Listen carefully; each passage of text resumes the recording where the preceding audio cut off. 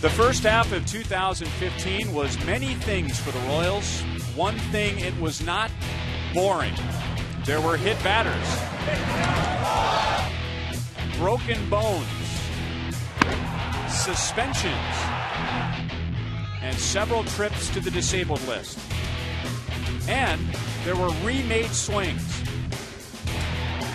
rejuvenated careers, a new winningest manager, and a rejuvenated fan base, sending a dugout full of Royals to the All-Star game.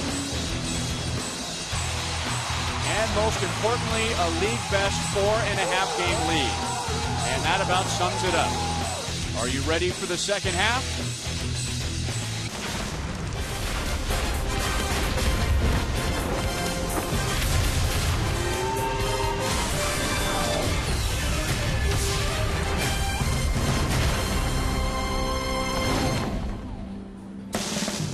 Royals baseball is presented by Academy Sports and Outdoors. And right out of the gate in the second half, the Royals will play a day-night doubleheader on a hot, steamy day on the south side of Chicago.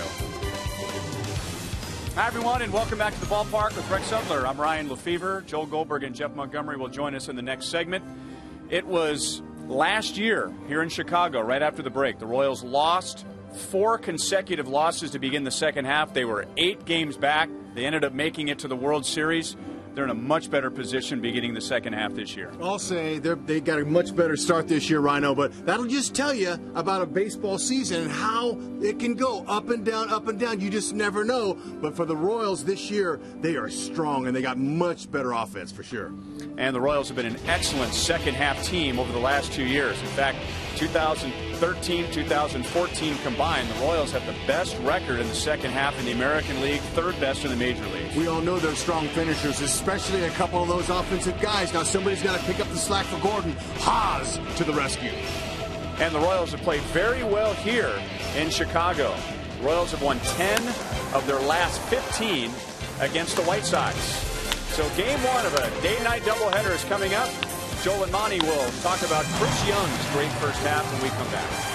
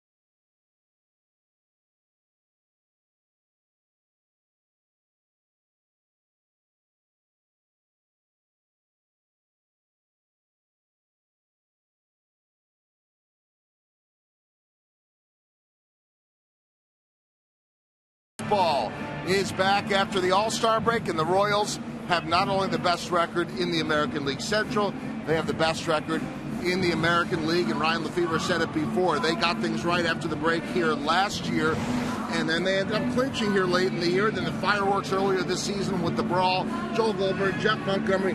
Don't expect any brawling today, but the Royals hope for some good pitching. Yeah, they really do. And Chris Young and Edson Volquez. And I talked with Dave Island today a little bit about what's going to be the situation with these guys moving forward. Who's going to start which game? And he talked to both Chris Young and Volquez. And they decided that, hey, Chris Young likes pitching in the day better than the night, even though the numbers may not be indicative of that. He wanted to pitch the day game, so Eddie Volquez will have the night. Yeah, that's interesting. We saw the same formula against Tampa in the last doubleheader back on the last homestand.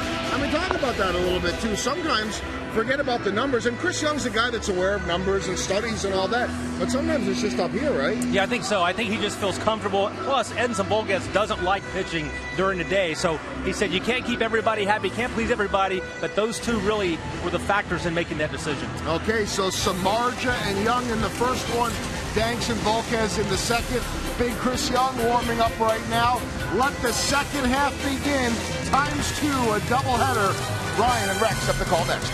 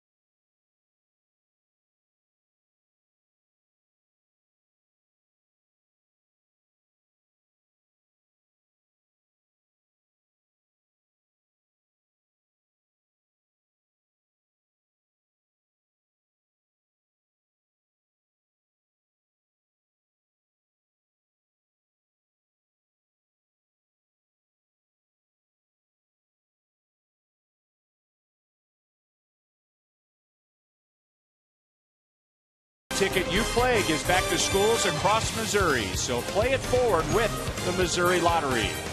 And by your Kansas City Chevy dealers. Visit your local Kansas City area Chevy dealer for great prices on all new 2015 vehicles. And on a day like today in Chicago, if you're outside, it's a good idea to be close to water. It is hot. Going to get up to 95 today. And the Royals are hot. They have the best record in the American League. Royals won 7 of their last 8 going into the All-Star break. They have also won 3 of their last 4 road series. And as we told you at the top of the show, Royals have played very well here, especially over the last 3 years. And they have hit well against this guy, big right-hander Jeff Samardzija. Well, he's a competitor. They all know that. He's got some really good pitches. He's strong. He's a guy that's eaten up a lot of innings so far this year. He's 125 and a third innings. That's third most in the American League. Tough. Fastball, 92 to 97. He'll average around 94. Slider, cutter, and split finger. That's his true out pitch. It's a good one. It has been 3 consecutive years now where the White Sox have just been simply bad on defense. And defensive runs saved, they are the second worst in the major leagues. Yeah, you know, even though they've improved as far as making errors, they're just not getting it done. As too many balls are hitting the outfield grass before they're fielding it. And Ventura's having kind of a tough season, although they have been really good. They've picked up 9 of their last 12, so they played good before the break. Alcides Escobar not afraid to whack away at the first pitch of the game. In fact, he has 2 home runs this year on the first pitch of the game and fouls it away. And Escobar went into the All-Star break as a starter for the American League and with a 10-game hitting streak. It's got him up to 290. One of the things he's doing extremely well is using the opposite field. Up the middle, he's keeping his hands inside the baseball, and then anything that's soft, that's on the inner half, he'll pull it. Good pitch, no balls, 2 strikes. Samardzija's got really good stuff. I'm not sure if that was a split finger or not, but that's the type of sink that his split finger has. And there it is again. That's his out pitch. He's going to go to it with runners in scoring position and when he gets a hitter with 2 strikes. Very athletic. Bounces on the mound, but you know, the one thing that the Royals can look for today, and that's sometimes he overthrows. When he overthrows, he'll leave some good pitches up in the zone, and we all know what the Royals can do 1 through 9 with those pitches that are cookies. 2-2 to Escobar. And on the topic of players going into the All-Star break on a high note, Samardzija in his last start threw his 2nd career shutout, shutting out of all teams the Toronto Blue Jays. Count goes from 0-2 to 3-2, and when Samardzija was with the Cubs, Dale Swaim at one time was his manager, and Dale used a term which I thought was unique. He said Samardzija at times would get wrapped up in gorilla pitching. How about that? Not only a walk to Escobar, but a walk after the count was 0-2. Escobar milked his 15th walk on the season. Gorilla pitching. Well, to your point about he overthrows sometimes, and everything is just all power, it's all muscle, and the great Greg Maddux line that when the crowd gets loud and the tension gets high, sometimes you have to throw a little softer. Well, most pitchers will do the opposite. They will try and throw harder, and usually with bad results. Another All-Star, Mike Moustakas, fouls it back our way and just below. Well, especially with Samardzija's football mentality, I can totally understand that. You know, he's a guy that's physically wants to do more, emotionally wants to do more, and sometimes that could backfire in this game. All-American wide receiver at Notre Dame, and was the Fighting Irish all-time leader in receiving yards, receiving touchdowns, receptions. He could have had a successful career in the NFL, but baseball was his first love. Good for him. He'll last longer. Good decision. How about Moose? He's got to feel good facing Samardzija compared to that last beast he faced in the All-Star game. I think I was throwing 103. Aroldis Chapman. And Moustakas had a great line after the game when asked about that. He said, "I thought Ned and I had a good relationship." That's great.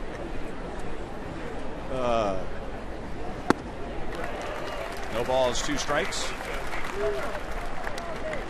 Moose is 2 for 5 with a homer in his career against Samardzija.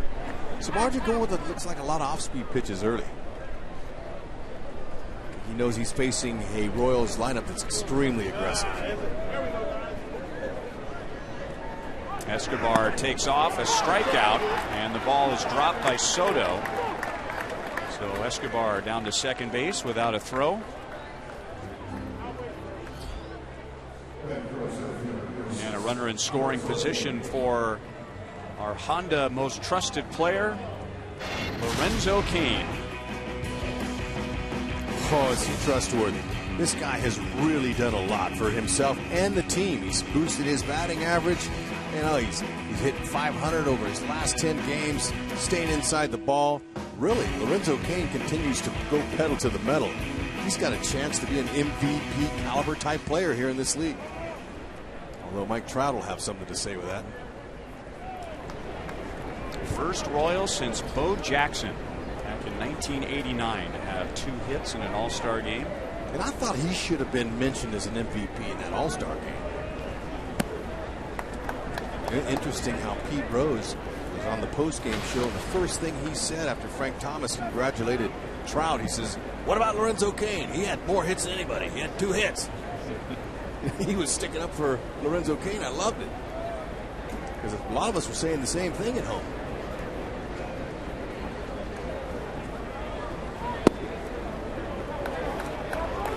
Now 2-0 on Lorenzo Cain. Not just Samardzija's last start, but he's been very good in his previous 6 starts. Turning into what the White Sox thought they were going to get. And Lorenzo Cain will drive in another run. He's going into second base with an RBI double. 43rd RBI for Cain. And the Royals lead 1-0. 20th double. What a nice at-bat coming back here in the second half of the season. That's sweet. Got him a pitch up, and he knew exactly what to do with it. It's on the inner half.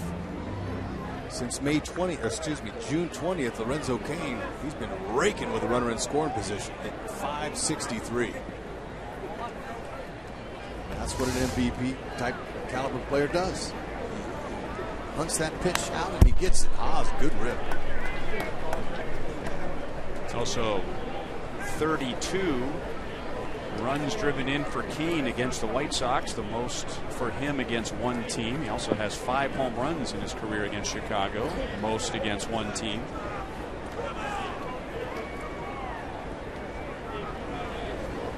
Got a high strike. Samardzija dropped his arm down a little bit. No balls, 2 strikes. So he's been 0-2 with 3 of the first 4 hitters.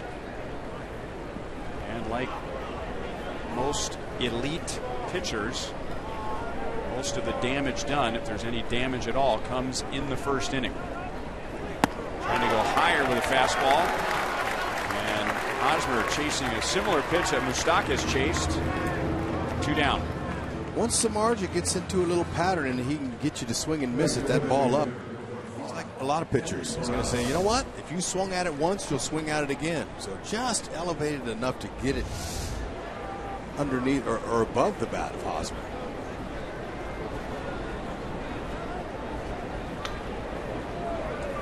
2 down to Kendrys Morales, who finished the first half with the 2nd most RBIs in the league.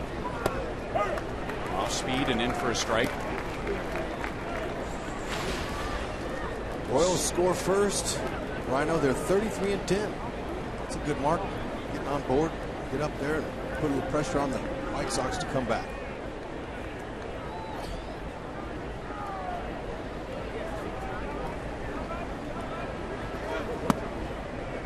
Ball hangs high.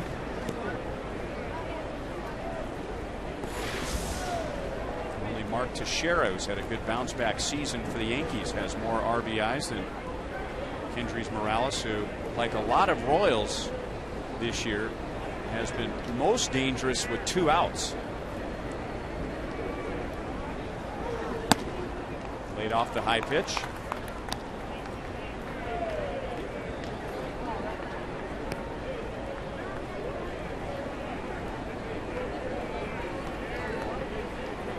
Morales hunting his pitch. He's waiting. Now from the left side of the plate, he'll abbreviate his swing. He'll go to the opposite field, or he'll pull it. He hits it basically where it's pitched. Like to have that one back. 2 balls, 2 strikes.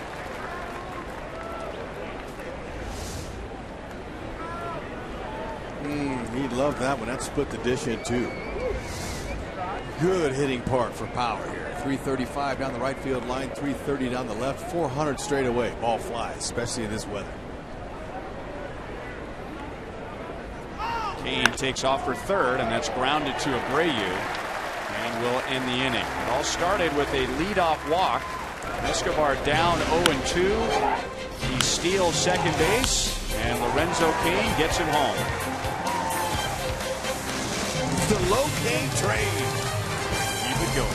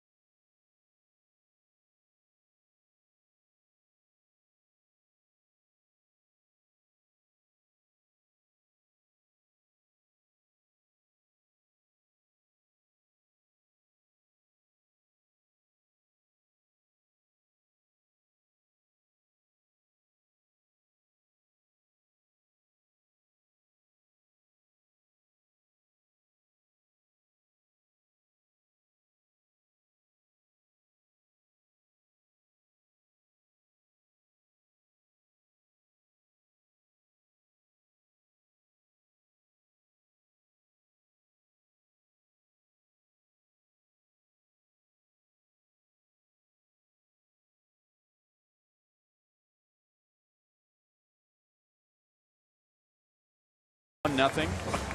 Biggest disappointing area for the White Sox this year has been offense. And there are some very capable hitters, 1 through 9, but they have scored the fewest runs. They have hit the fewest home runs.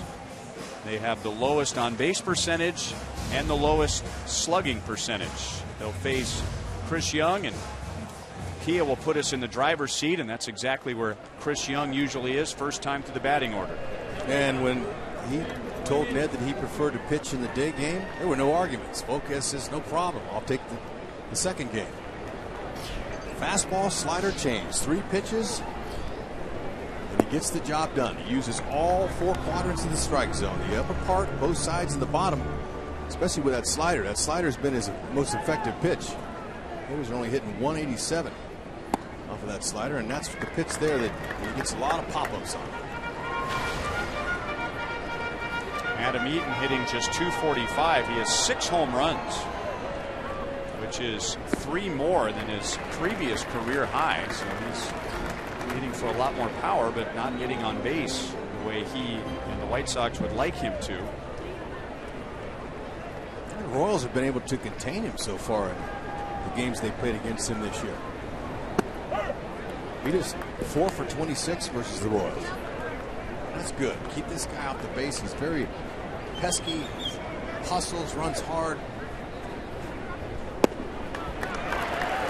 And now leadoff walk for the White Sox. That got the Royals going in the top of the first inning. Look at the Royals defensively, presented by Ford. Alcides Escobar also had a hit during the All-Star game. Gerard Dyson and Paulo Orlando. We should see quite a bit of those two in left field with Alex Gordon out. That hasn't been a bad thing. Those guys have stepped in. They've been a difference maker, whether it's defensively or offensively.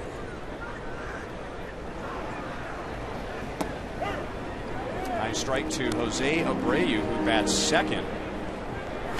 And he's gotten hot. At least he was hot before the break with a 13-game hitting streak. That's the longest current streak in the major leagues.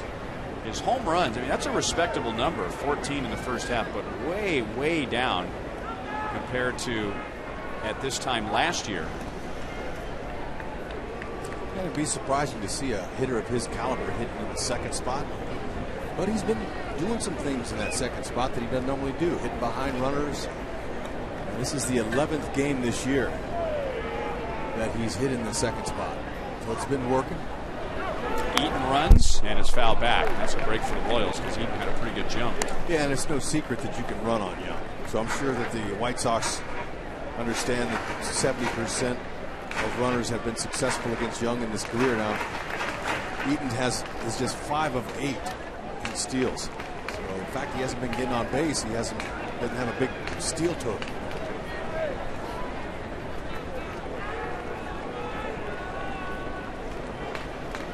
Sox are just 13th in the league in stolen bases. Fouled away by Abreu.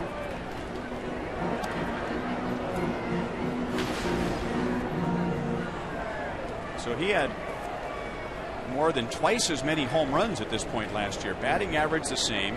RBI is way down. You know the old saying, if it ain't broke, don't try to fix it. And I remember reading about Abreu during the offseason with that monster year, and he was the rookie of the year, that he wanted to be more of a complete hitter this year and wanted to drive the ball to the opposite field more. Which sounds good in theory, but then I guess you wonder, when you have a year like he had last year, I mean, how much do you really want to change? You usually change as a result of something isn't working, something needs to be fixed. And so that might be one explanation for his decreased production. Yeah, hitting that second spot, that's why Ventura's got him in there. Eaton runs again. The pitch is high. Good pitch to throw on, and Eaton is gunned down by Drew Butera. Oh, Young gave him a good high fastball, and infielders would love to have that throw to him low like that on a one hop rather than high. It makes it easier to apply the tag. Infante showing his great hands. Look at this, he's calling for it up. Now Chris Young, he really has to duck down as tall as he is, but look at the pick and tag. Boy, that's nice. Like I said, it's easier for an infielder to get that ball off the dirt than it is a high throw. And now a slider down, strikes out Abreu, 2 away. Before that throw up, Butera in his few starts this year has thrown out 25% of runners. A good catch and throw guy. Again, Chris Young had to duck that throw, and I'm glad he didn't get hit by it, but there it is, the pick and tag. Nice hands. 2 down to Melky Cabrera.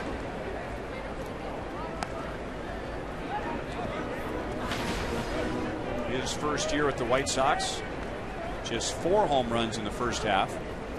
He was warming up going into the break.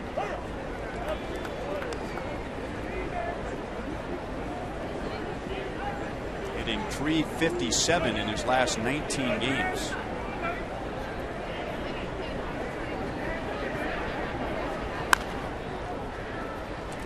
You know, a lot of the players, to explain why their offensive numbers are down, they're just not having years so far. They got not having the kind of years that they projected on paper, and baseball, of course, is not played on paper.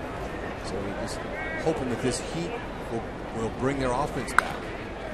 But we said that back in April when we faced them for the first time. It was cold. We looked at this lineup on paper and we went, wow, you know, when it warms up, these guys are going to come out. And it just hasn't so far.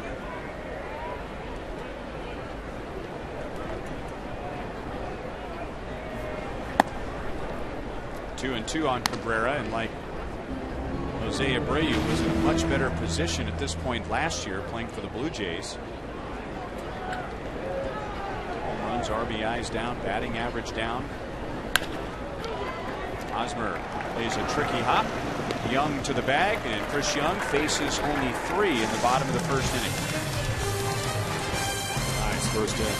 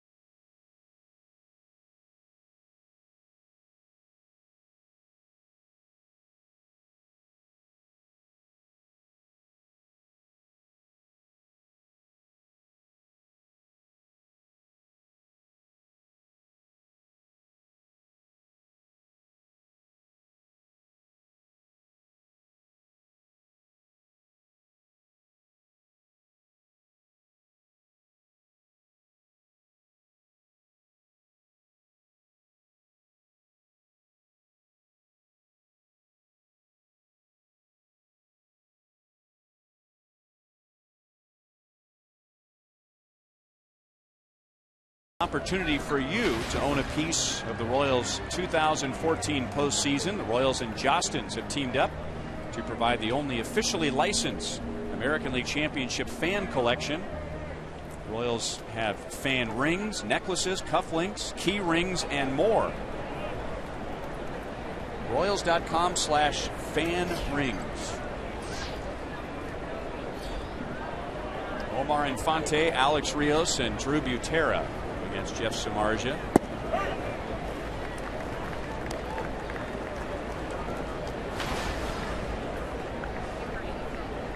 Infante at 236 overall. He spiked those numbers at the end of the first half. He had one stretch where he was 6 for 69, and that torpedoed his batting average.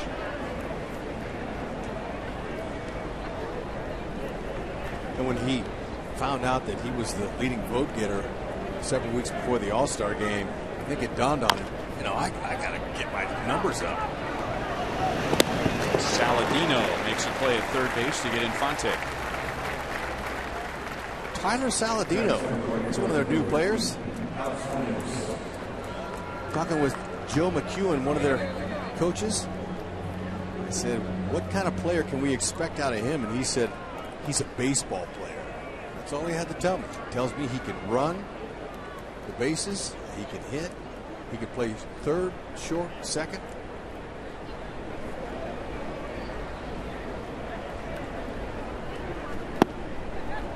Ball one to Alex Rios. That is the new way to compliment a player, to say he's a baseball player. I think 15 years ago, if you asked Joe McEwen about Tyler Saladino, he said, well, he's a baseball player. You'd have said, yeah, and? Well, really, I understand that term, so that's all I had to know. I just had, you know, he's a player. He hustles, he runs the bases. He's a guy that's played some minor league ball, so he's ready. And I think what that refers to is how the game has changed in the last 15 years, where there is more development at this level as opposed to guys learning how to play the game in the minor leagues. And when they get here, like Apollo Orlando, he's played so much that he has a good feel for the game. 2-2 on Rios. He has a good feel for what he can do. He has a good feel for his limitations. So there were very few complete baseball players coming up from the minor leagues. And so when a guy comes up now who has a balanced game, running, defense, hitting, I think that's where that new way to describe a balanced player by simply saying he's a baseball player came from. Totally agree. And I look at his minor league service. This is his 5th year in the minors. For the modern game today, that's a lot of time down there.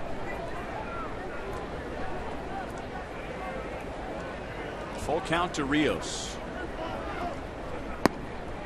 And Rios takes a walk. Royals have been very patient against Samardzija. Samardzija got a Moustakas and Hosmer to chase a couple of pitches up and out of the strike zone, but for the most part the Royals are laying off his pitches down and out of the strike zone.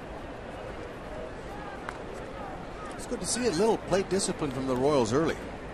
First walk resulted in a run. Now Drew Butera, who's already had an impact today, he gunned down Adam Eaton trying to steal in the top of the first. The ball rides in on him. It's a first fastball at 94 from Samardzija. So we hope he does more in this game. But if you only do one good thing in a game as a player, you've had a good game. That's how difficult it is here at Major League Baseball. So that was a nice throw. One hopped it. He's done exactly what Ned Yost has wanted him to do. Come in here, spell Salvi. They went with Butera over Kratz because they felt like he was a little bit better catch and throw guy. Oh, base hit left field. He's done two good things. Nice.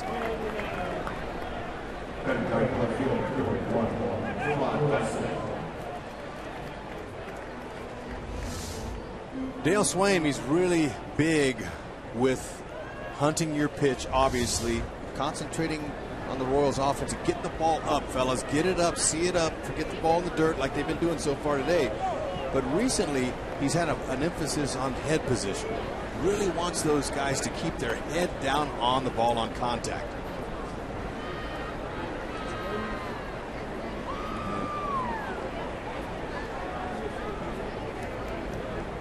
So 2 on for Jarrod Dyson. And he's after the first pitch, 0-1. So we'll show you on that hit that Butera just had there about head position. Watch his head on contact. Now my telestrator is not working so far this morning, but look at the head. See how the head is looking directly on contact.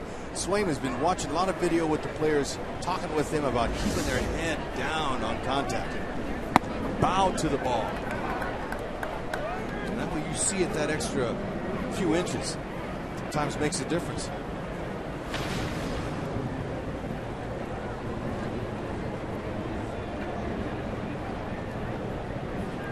Dyson, he'd like to add to his 167 average with runners in scoring position. He could do that here. Got a pitch up. Out at second base. And hard to do with Dyson running, but the White Sox turn a double play to end the second inning.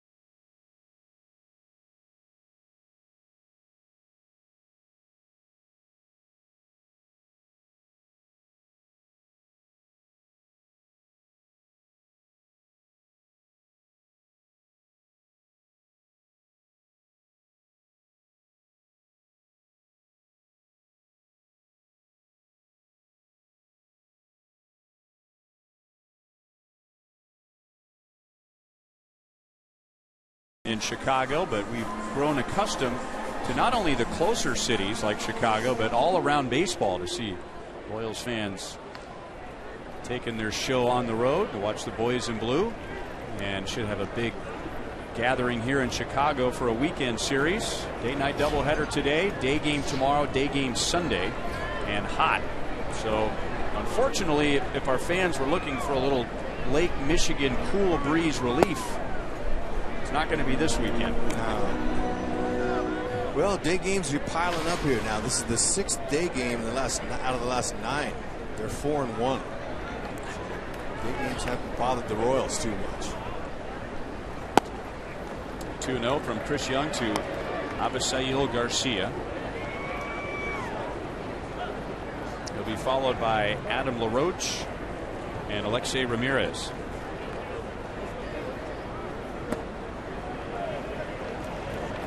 3-0.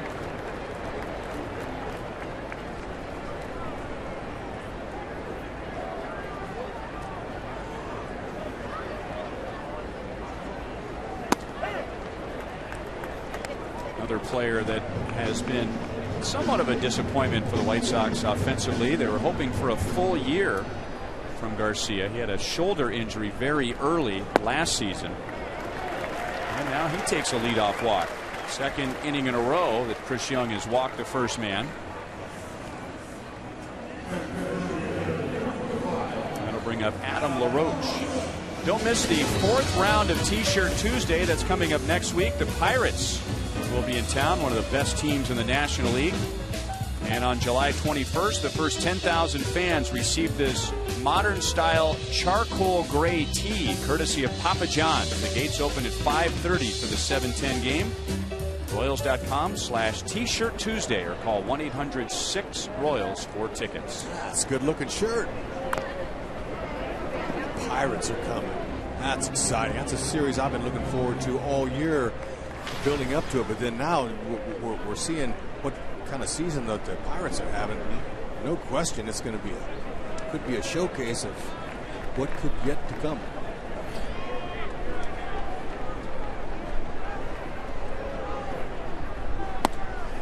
LaRoche after a high fastball, 0-2. Pirates have the second best record in the National League, and they're in second place. That's how good the Cardinals have been. So the two best teams as far as record goes in the National League are 1-2 in the National League Central. Adam LaRoche batting just .222. Misses the slider, which actually stayed up. And Young strikes out his second, one down in the second inning. One of the reasons Young is so successful without having a power fastball is that he sets it up with that high fastball the previous pitch, and he drops the slider on it. So that high fastball just below the letters, that sets up that little breaker, and the hitter thinks that that fastball is going to stay straight and can't pick up the rotation. And there you see a swing and miss. Good deception. Hides the ball well. Keeps it behind his body till the last possible minute. And then the hitter only has to that last little second to pick it up. Same pitch for a strike to Alexei Ramirez. Not having a great year going into his walk year where he becomes an unrestricted free agent. Had a good year last year, but just .224 as he enters today. It's backing out of play.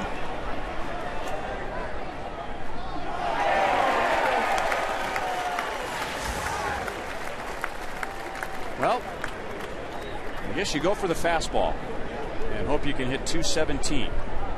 Yeah, which is not very much. But that slider's been a beauty. He threw one, started up and ended over the middle with the LaRoche swung and missed, but mainly he puts that ball down in the dirt like that.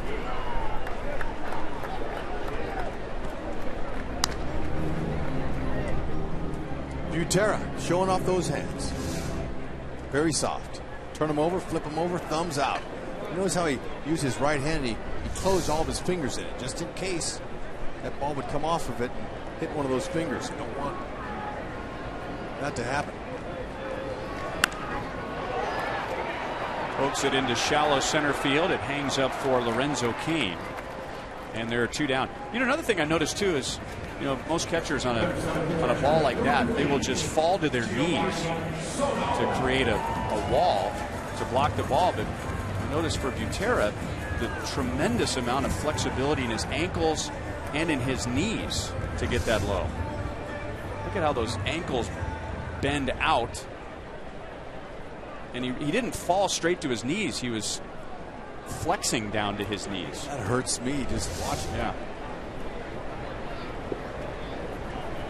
Now the White Sox catcher, Giovanni Soto. I bet on contact there, Alexei Ramirez. He thought he might have dropped one in front of Lorenzo Cain. But, you know, Lorenzo Cain with all four gears, he only got to second gear on that. He was cruising. And balls are going to hang in this thick air today.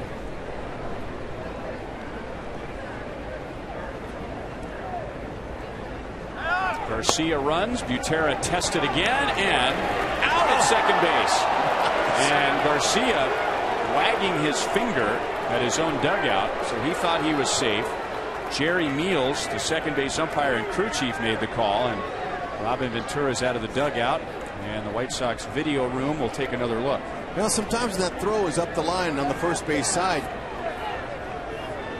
Infante, in this case, can catch that ball and tag him, and lots of times he'll get him his body before it looks like his feet got in there. And the White Sox will use a challenge here.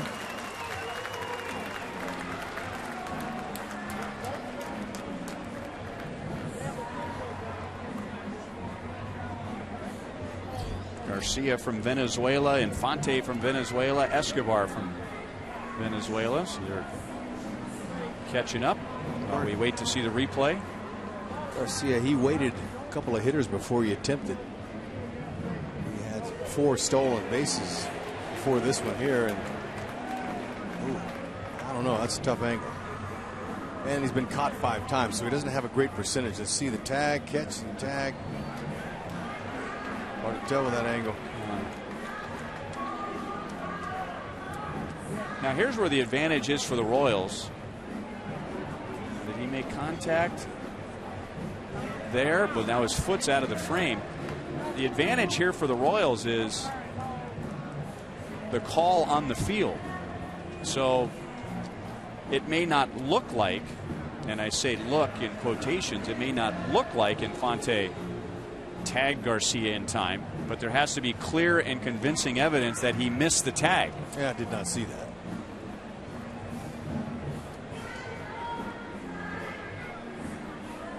Okay, Jerry's got a good angle.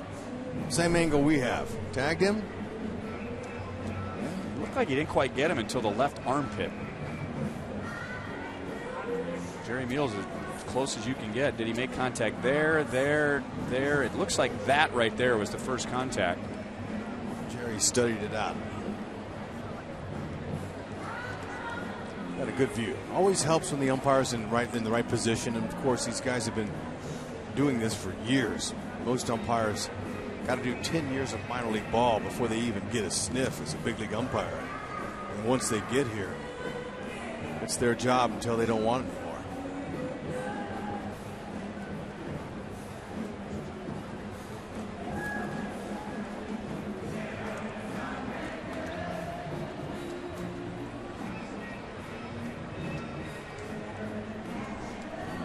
Well, they've been doing this long enough now that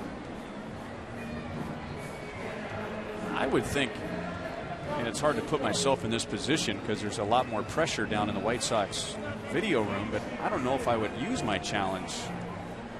I mean, normally it's got to be something really obvious. That could impact the game. And sure enough, if he gets in there and they get a base hit, he can tie it. I'm with you. I mean, he could have, in theory, brushed the shirt. In theory, he could have gotten him on the belt right there before he could have gotten him on the cup. You can see his foot once he gets on the base there. So yeah, I mean, right there. But look at you lose the frame a little bit there. I mean, can you see where his foot touched the bag? I mean, there's a lot.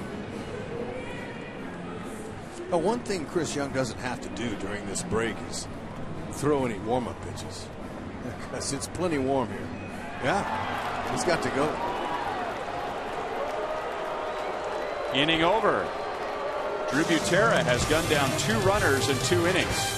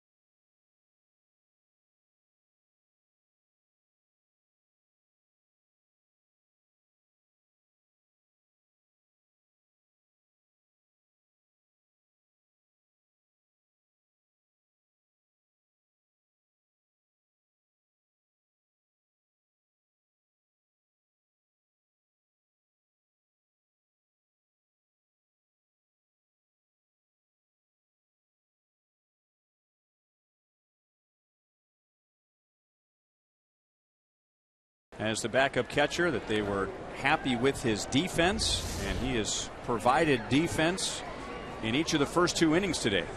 So that's the third good thing he's done so far early in this game. Have a day, Drew. Yeah, there you go. Got to go. So now he's been caught 6 times. By the way, the official ruling was that the call stands. And the only reason that's important is because the umpires back in New York saw no evidence that yes, he was definitely out, or no, he was definitely safe. No evidence either way, so just deferring back to what happened on the field. There's a crack bat, tough hop. Abreu plays it well and gets Alcides Escobar, who scored the Royals run in the first inning. Escobar walked, stole second, and Lorenzo Cain drove him home against Samardzija. And now Mike Moustakas with 1 out.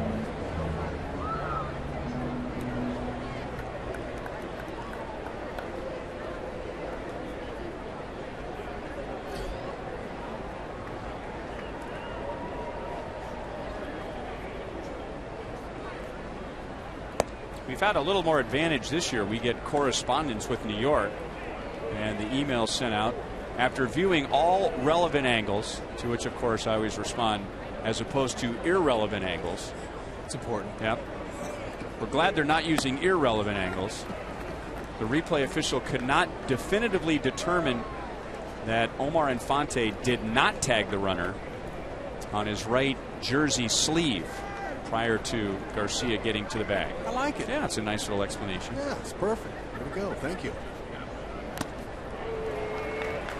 2-1 on Moustakas. Again, Samardzija getting him to chase one up and out of the strike zone. Yep. You know, you throw that high fastball by him the first couple of times, or first time in this case for Moose, hitter's going to start looking up there. You're going to try to catch one, drive one out of here. 2-2, 94 miles an hour. Looked like Moose had a pull swing on there. Let's see if with 2 strikes, Moose goes to his 2-strike approach that has worked wonderfully for him over the first half of the season. Just waits longer to start his swing. Guides it with that bottom hand.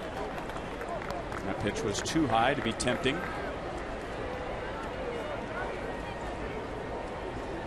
White Sox just showed you their defensive alignment. Another team that has adjusted to Moustakas' swing, hitting all fields. Somehow he got around on that ball, which was way inside. He's looking in there. He got his hands stayed inside close to his body. He's able to break it, keep him out of there. That was ball 4.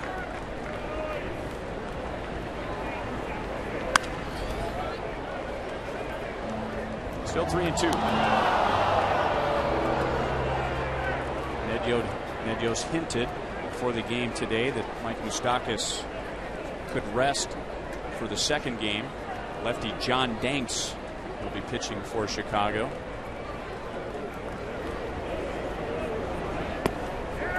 And he takes a walk. There's a third given up by Samardzija. A reminder, as you enjoy a cold one, and we know it's just as hot, if not hotter, back home than it is here, look forward to Miller Time later in today's game, brought to you by Miller Lite. It says 94 degrees up on the scoreboard in right field. Lorenzo Cain drove in his 43rd run in the first inning. That ball's hit well to center. Lorenzo Cain is in the zone, as they say. 2 on, 1 out. Oh, he was in the zone in the All-Star game as well. Breaking that double down the line in one of his 2 hits. And right here, first pitch. Short and compact. Don't get any better than that. That is a perfectly squared up baseball. Look at the head down. That head down again. Look at that. He's looking right at it. That's really an excellent job keeping his head down on it. Remember when you mentioned earlier that Infante's hot streak coincided with him finding out he was the leader at that time at second base? Kane's hot streak coincides with his sore hamstring. That's interesting. Less is more. He wasn't putting any torque on his right leg for a right-handed hitter. That's the leg that you put most of your twisting on. And the fact that he wasn't able to put a lot of pressure on it shortened him up. And he got a lot of base hits in Houston, the right field and center field. And he found that like a hitter does when he gets hot. And he's been able to stay with it the last 10 games. Raking. Hosmer down on a high fastball first time up.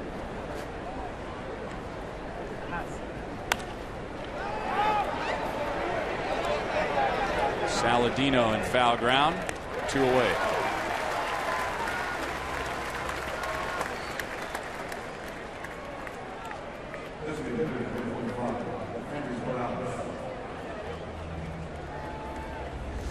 Obviously, you're a rookie and you don't need sunglasses, but if you drop one, you're in big trouble. But he's very confident without the glasses.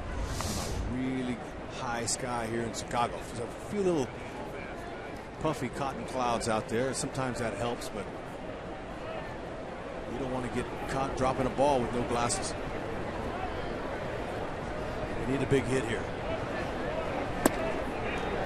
Fastball by Kendrys Morales. He is 0 for 1.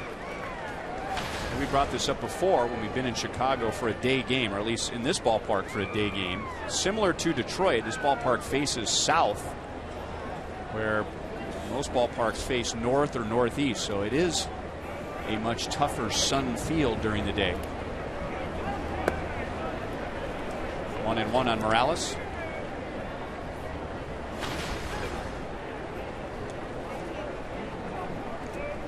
He's one of the best in the league with 2 outs. He has the 3rd most hits in the major leagues with 2 outs. Almost half of his hits have come with 2 outs. 1 ball, 2 strikes.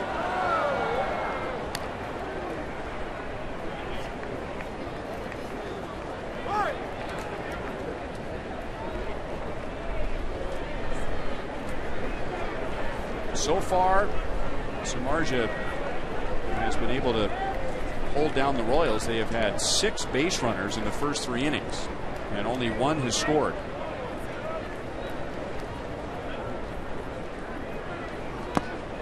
Struck him out with a fastball, and Soto wanted it higher than that. 3 strikeouts for Samardzija. The Royals still lead 1-0.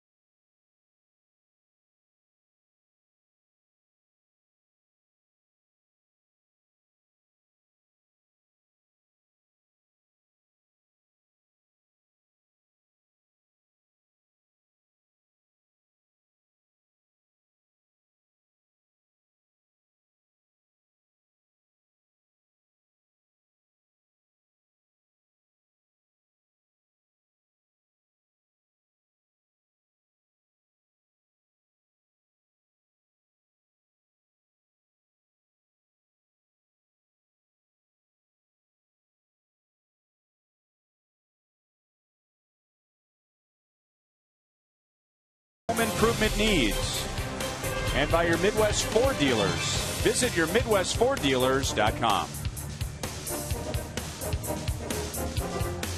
The Chicago Yacht Club lot of boats are probably out on Lake Michigan and not docked on a day like today. 97 degrees. Oh, he gained 3 degrees in the last half inning. You know, I think if you ask the players, they'd much rather have these temperatures than rain.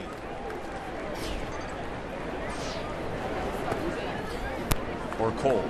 Yeah, a lot of moisture this summer. Normally a pitcher would be the only one who would say that they would prefer cold weather over hot weather. Chris Young's had a tough time against the first batter in each of the first 3 innings. He walked Eaton in the first. Eaton was caught stealing. He walked Garcia to begin the second. Garcia was caught stealing, and now 2-0 on Soto.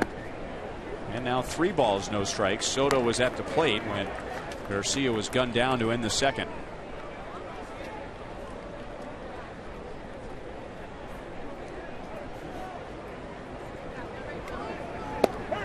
Three and one.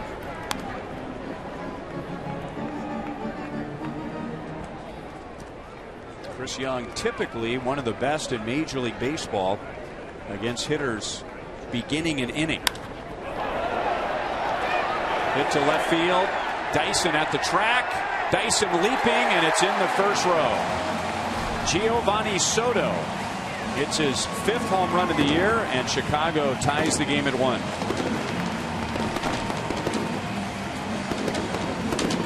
The reason you said hitters like it hot is because the ball seems to carry more in humidity. And there's a good example. That ball was a fly ball. Wouldn't even have made the warning track probably at the K, but Dyson, he measured it up best he could. Couldn't get it.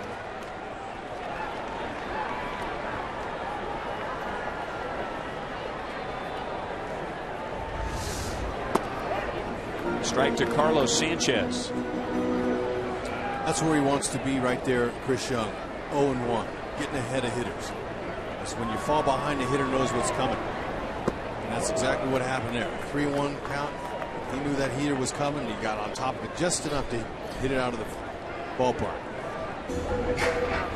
Almost dead even with balls and strikes so far.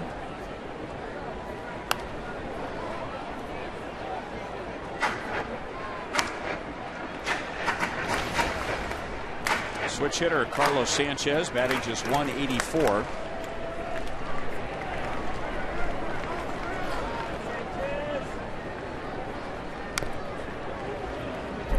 Still 0-2. Chris Young this time around is coming off some extra rest. 6 days rest. In his start last Saturday against Toronto, he was pitching on 3 days rest.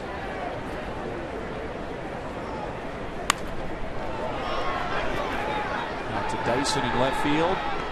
That is out number 1. So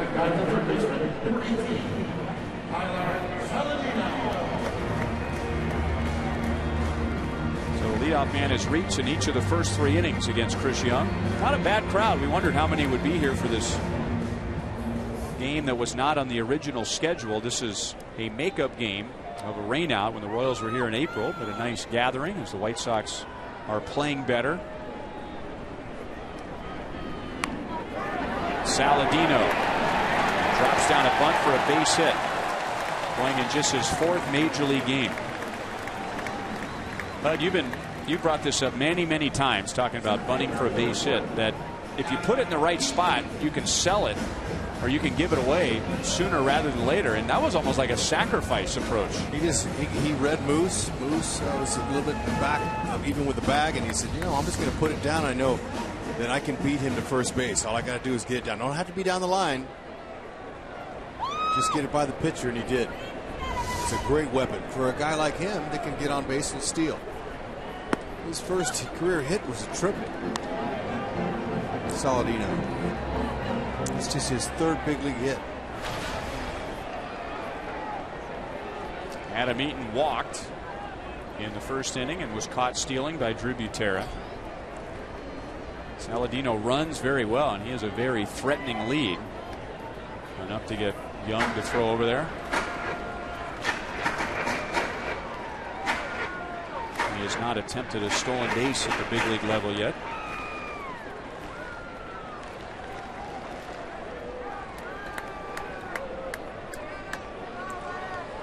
Well, you know he wants to run. Butera already having a good game. Got him a base hit. It's thrown out 2 would-be base stealers for the White Sox. It makes him 6 out of 14 on the season, 43%. And he's never thrown out 3 guys in one game. So every runner that's gotten on has had the idea of we're going to get in the scoring position, and Butera said, no, you're not. As long as he can get a good pitch to handle from Young that's up, he's got a chance to throw him out. Strike over the inside, 1-1 to Eaton. Slider.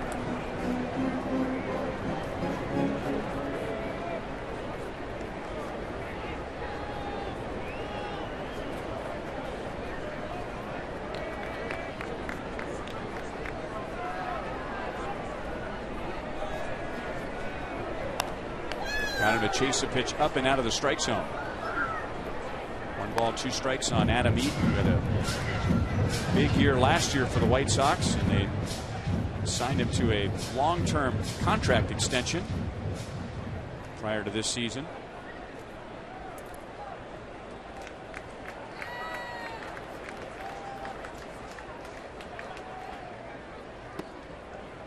Two and two. This weekend, the White Sox are going to celebrate the 10-year anniversary of the 2005 World Championship team, and that team really got going when they started using their speed, and they had Scott Pasetnik at the top of the order, who played for the Royals briefly. Really changed their game. He has a bobblehead giveaway coming up. He'll be here over the weekend. Scott Pasetnik and Tadahito Iguchi. Remember him? Yeah, Tad. Second baseman. Top 2 hitters in the White Sox batting order, and really changed the complexion of that team, using more speed. There's a little pop-up to Moustakas. And the White Sox were thinking along those lines when they decided to sign Eaton to a long-term contract after just 1 year with the Sox. You know, speed does a lot for your team, obviously. We witnessed the Royals last season in 2014, how they used their speed. They were first in steals in the league, and you know, just a little blooper over the pitcher's head was a rally for the Royals, and they would get on base and they would cause havoc. And I know from my experience of facing guys that can run, it puts pressure on defenses, and they goose the ball, they throw it, pull your foot. There's another rally, another run. So speed is an important part of a team if you can develop those type of players, and the Royals have done that. They develop athletes, guys that can make a difference without hitting the ball to the park. The Royals really set the blueprint for that last season. The whole world saw it. Inside to Abreu.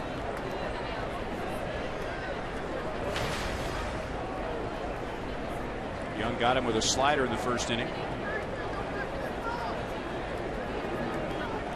So, you know, the veteran Young, he knows how to hold the runner. Sometimes he'll hold, and then he'll sometimes come home quickly. There, so he missed up and in on a break.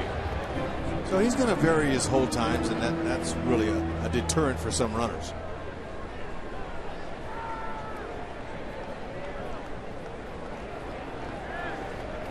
We haven't seen Ned pitch out very often, and when he has, it's worked.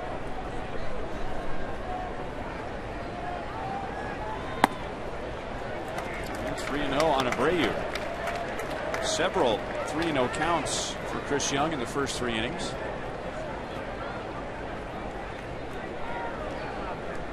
And with Abreu at the plate with the count 3-0, this green light is as big as the outfield grass. 3-1. If you told Jose Abreu, Hud, the count is 3-0, you're going to get an 87-mile-an-hour fastball right down the middle here, what do you think he would say? He said, bring it. And he missed it.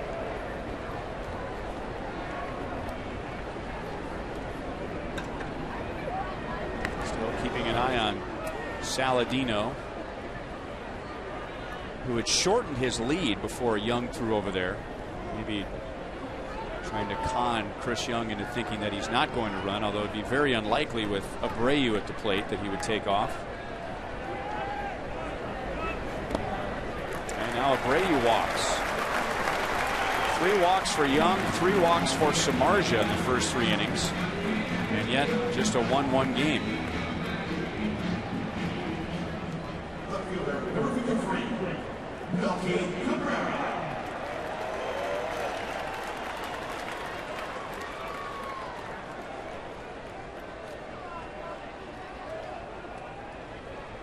Royals are in good shape for this doubleheader. They have a bullpen full of pitchers. Royals have 9 in their bullpen today, including John Lamb, who was called up to the big leagues for the first time. He's the Royals' 26th man for this doubleheader. Butera back down to second base, and it skips into center field. So he's thrown out 2 runners, and now an error on Butera puts 2 runners in scoring position. Now Saladino did a nice job of baiting that throw. He really got a good secondary lead. Look where he is now. Butera, he sees that. If he makes an accurate throw to Escobar, could have made it close. But that's almost a little bit forced. I don't know if he needed to do that or not. He tried as a good attempt, but the throw went into the base runner. So tough for the fielder to catch it. Now Younghen wants to get a pop-up here. And is allowed to go back to the windup now. And a foul backing out of play. 1-1 on Melky Cabrera. He grounded out to Hosmer in the first inning. I'm happy for Lamb to get the call up, even if it's just for the day. He's performed well.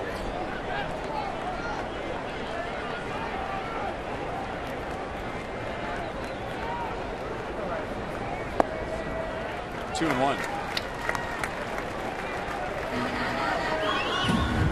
To date, Melky Cabrera has still had the best season of his big league career in a Royals uniform back in 2011.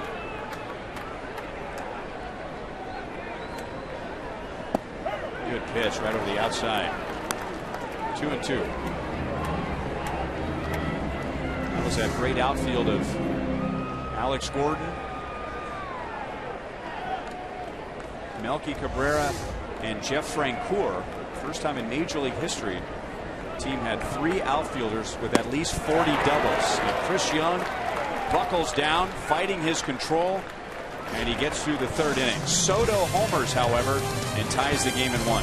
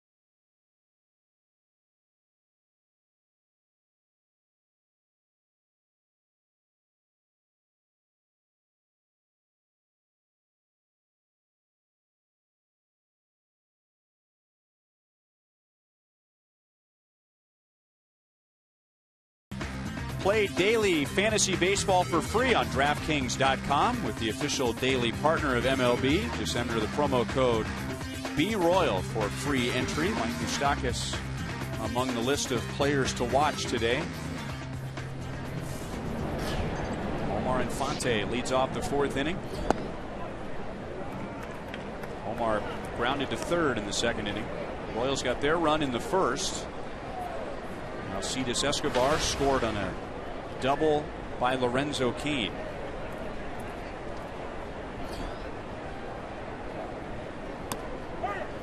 Strike over the outside. Paul Emmel is the home plate umpire.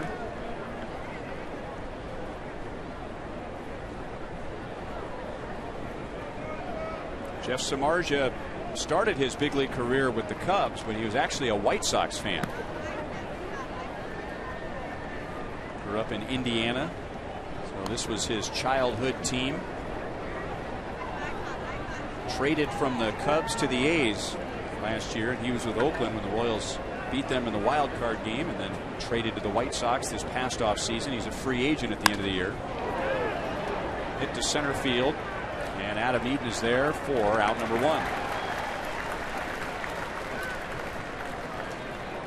1. Nicknamed the Shark, and not for the reasons you would assume, that he has an attack mentality or he's a killer instinct. Parents will relate to this. Apparently his teammates at Notre Dame gave him that nickname because he resembled one of the characters in the movie Shark Tale, which I think I've seen 58 times. Yep. With your young household, I'm not surprised.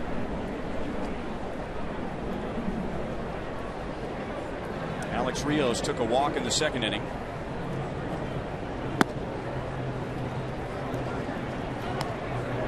One of the stories of this game so far is that little guys that, speaking of sharks, attacking that bucket of popcorn. On the ground to short. Tough hop Ramirez. He bobbles twice and still gets Rios. That's how hard the ball was hit. Got to him quickly. But one of the stories so far, it's still early in the game. The Royals had 2 runners in the 1st, 2 in the 2nd, 2 in the 3rd, and Samardzija so far has been able to pitch around that, giving up just the 1 run. Temperature keeps climbing.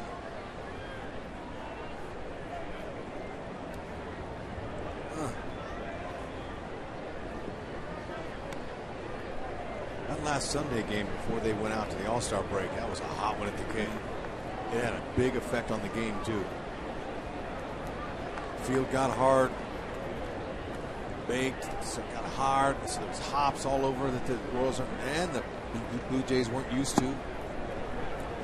At Kauffman Stadium in the summertime, this is my theory, you've got about 2.5 hours of good baseball. So if you can play it in 2.5 hours, you're going to see a pretty good game. But when you start moving up on 3 hours on a hot day in Kansas City in the summer, the game has a way of unraveling. And Exactly. Looking, guys are out there, they're hot, they're dehydrated, they're tired, delirious, and once you start getting around 3 hours on a hot day at Kansas City, that's a recipe for a wild game, and that was wild to say the least, wasn't it? Oh, say. 7 errors. I mean, there was 1 half inning I remember it was 25 minutes long, and the Royals happened to be in the field. That'll just fry you. Drew Butera fairly well hit to left field. Melky Cabrera will make the play, and Samardzija sets down the order. 1, 2, 3 for the first time today.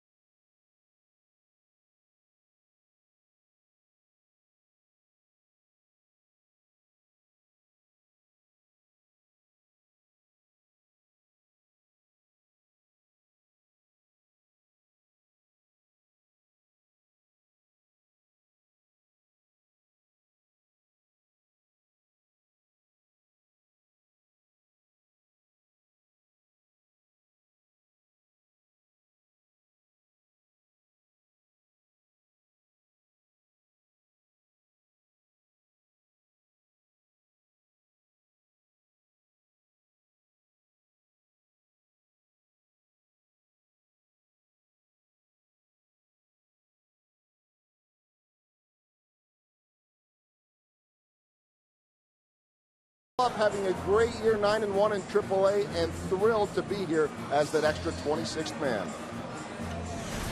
And I'm going to do the best I can while here today to stay in the moment and embrace it and be prepared. For if I do get a phone call that you need to get ready, get hot, and I'm just excited, man.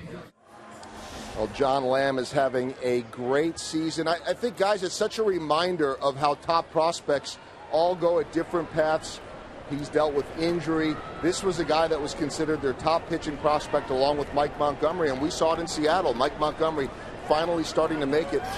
Ryan Hutt, I was looking at a 2011 article before the season in Baseball America as we see one quick swing, and Gerard Dyson, Lorenzo Cain are both there. Dyson just gets it at the last minute, and Lo Cain will joke with him about it there, the two good friends. But as look back at it, 2011, he was ranked behind Eric Hosmer, Will Myers, and Mike Moustakas as the Royals' top prospects. Then Lamb and Montgomery were 4 or 5. Duffy was 7. They've all made it to the big leagues in different ways. Others have not.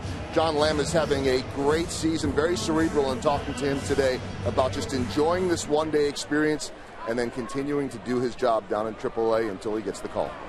It's wonderful news, Joel, and good story. But it's extreme. Look at that bunt now. That's not a bad try there for LaRoche.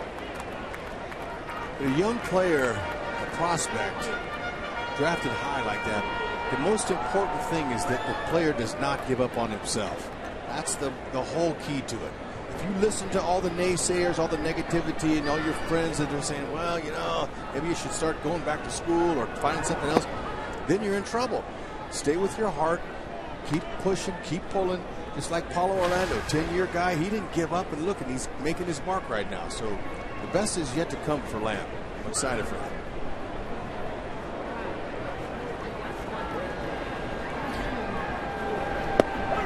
Fastball. 1 ball, 2 strikes on Adam LaRoche. And Chris Young won a little mental battle there with LaRoche. He had LaRoche thinking he was going to get anything but a fastball down the middle. He was able to sneak one by him. He struck out LaRoche with a slider in the 2nd inning. LaRoche with 9 homers this year. A defense like the Royals, they're saying, hey, if you want that bunt bad enough, go ahead. Go ahead and get it. We'll give it to you.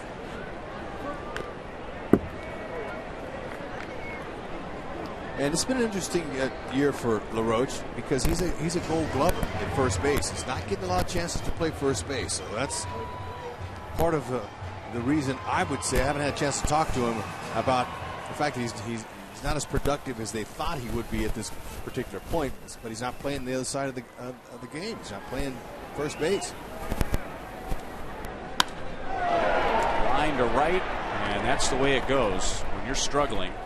Seems like when you do hit the ball hard, it's right at somebody. 2 down in the 4th inning. Husker fans, well, first of all, which one of you taught Alex to wear a hoodie when it's 98 degrees outside? Second of all, we're going to paint the K red on Saturday, August 8th as the Royals take on the White Sox, and the first 6,000 fans who bring their Huskers night ticket to the designated table inside the ballpark will receive this limited edition red and white KC Royals cap, courtesy of Fox Sports Kansas City and Rally House. That is the Rapid Groin Strain Healing Hoodie sweatshirt, we hope. It is 98 degrees. I would expect Danny Duffy to wear one. He always wears one. I had a chance to talk with Nick Kinney, head athletic trainer, today about Gordon. I asked him if he would just give me a little reminder of how you recover from those things and what stages you're in. And he said, look, I know it seems like it's been a long time, but it's just been 9 days. He said they're working on reducing the pain and the inflammation. And then once they do that, he'll try to regain some motion. And once they can get the motion back, they'll start working on strengthening day by day. It's a long process. Walk number 4 given up by Chris Young. That's got to be the hardest part for Alex, because we know how hard he works, how much he is routine oriented. I mean, he's made of marble, and yet the just waiting for his leg to heal. I'm sure he just wants to get into the gym and just start moving around to begin the healing process, but there comes a point where you just don't do a whole lot. Yeah, that's the hardest part for a player. There's downtime, especially for his injury. It's got to cool off, like Nick Kinney said. The inflammation has got to be able to calm down before he can do anything. So he's on a nice regimen.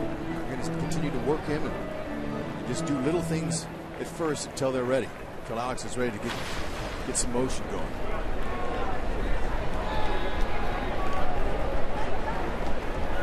Giovanni Soto homered in the third inning, just hit a high fly ball that carried over the railing and left. Young evens the count at 1 ball, 1 strike.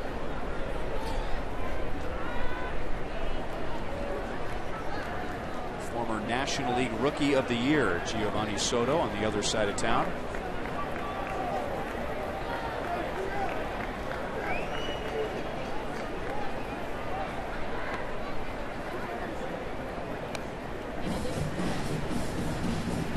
Ramirez, not quite the stolen base threat that he once was, but he does have 10 stolen bases, caught only 3 times. Two balls and 1 strike.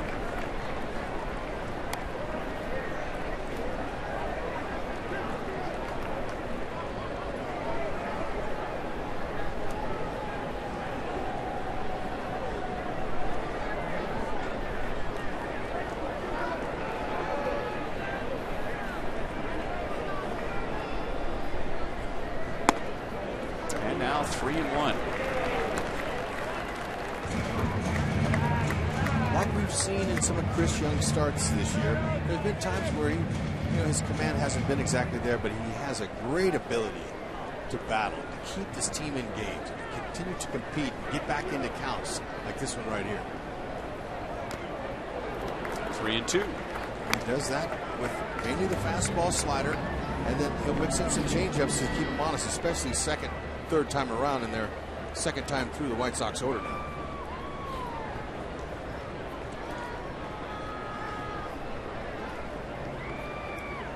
Ramirez runs.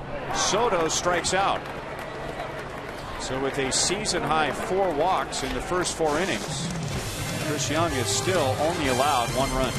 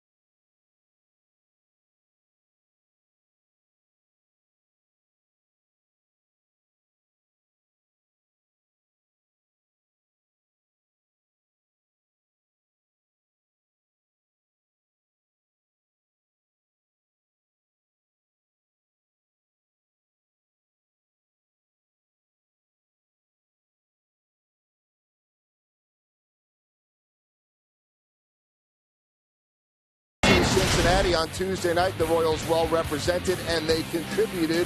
And this for Alcides coming off of Clayton Kershaw with the hit. He had 1. Lorenzo Cain had a couple of others. Had a chance to talk to Esky about it today. He loved it. Had a blast. I said, what was your favorite moment, Alcides, in the All-Star game? He said every moment was my favorite. He absolutely loved being there with his teammates, loved being in a room with big-time superstars, and had a great time. Now back to business, but the Royals, as we all saw and the nation and the world saw, very well represented, not just in numbers, but in production. And maybe the first of many for him.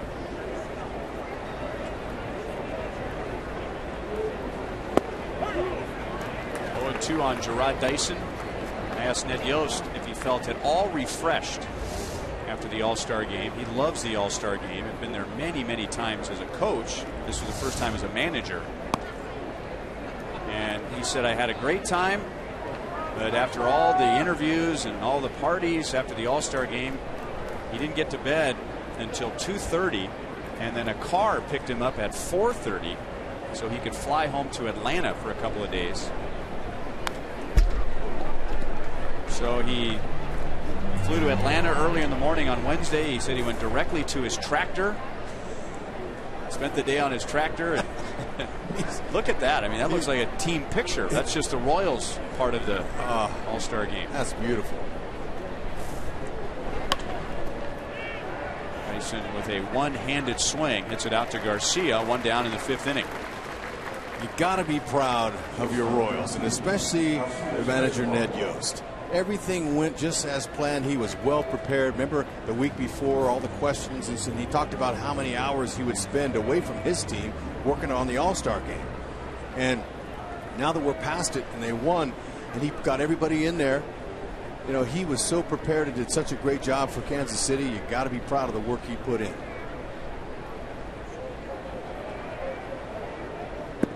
Escobar takes outside. Yeah, you were sitting with us when we were doing the Ned Yost radio program, and I was stunned at how much he had planned the game out before it even started. I mean, there was some improvising along the way, but Escobar, hot shot.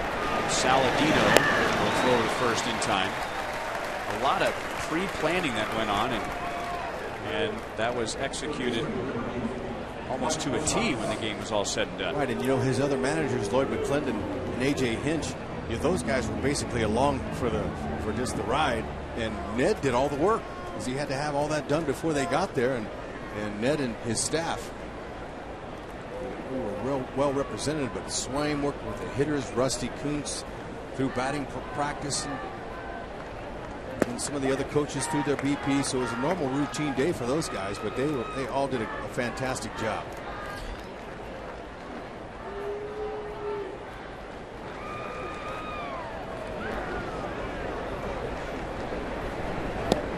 Third at bat, or at least plate appearance, for Moustakas against Samardzija today. He struck out in the first, walked in the third.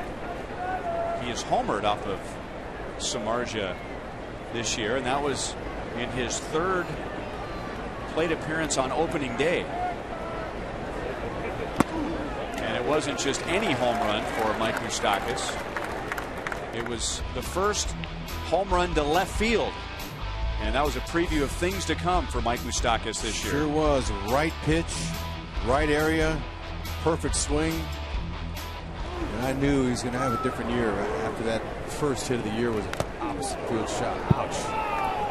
Paul Emmel, home plate umpire, he took that one.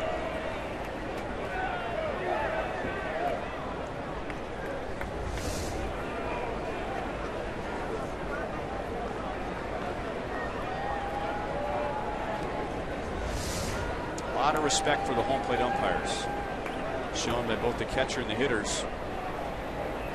Usually every hitter, when they come to the plate for the first time in a game, will touch the umpire down around his ankles with his bat, just to acknowledge that he's there. Good luck today. Stay safe. Did you do that when you came to the plate first time? No? No. As little as I came to the plate. Look at that Moose. That ball was right on his hands. Shoot, I was just happy to be in the lineup. I didn't have time to say hi to anyone. Concentrate on seeing if I could get a jam shot. But, you know, and you're right. And once in a while, I get the chance to go to the umpire's room, and not as much as I used to, but it's nice to go in there and I always ask, all right, who's got the dish tonight? You know, that that guy, the pressure's on him the most. Trying to get him with a pitch up. Again, in on his hands. Somehow able to get around on that pitch. Get it into the upper deck off the right field line. Let's see if that pitch was a strike. That's 3 in this at bat. Yeah, look at him, and he's swung all of them. Moose is locked in on the inner half. That's for sure. If he misses in there, Moose could get him.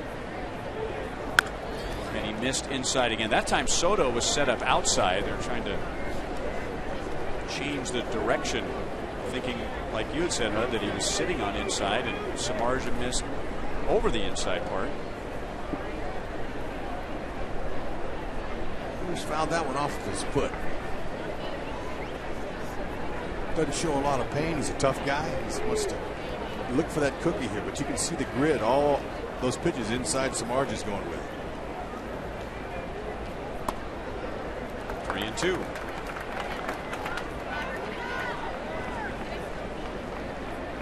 Chris Young has walked 4 and allowed 1 run. Jeff Samardzija has walked 3 and allowed just 1 run. So that's 7 walks, and we're just in the top of the 5th inning. Old foul again.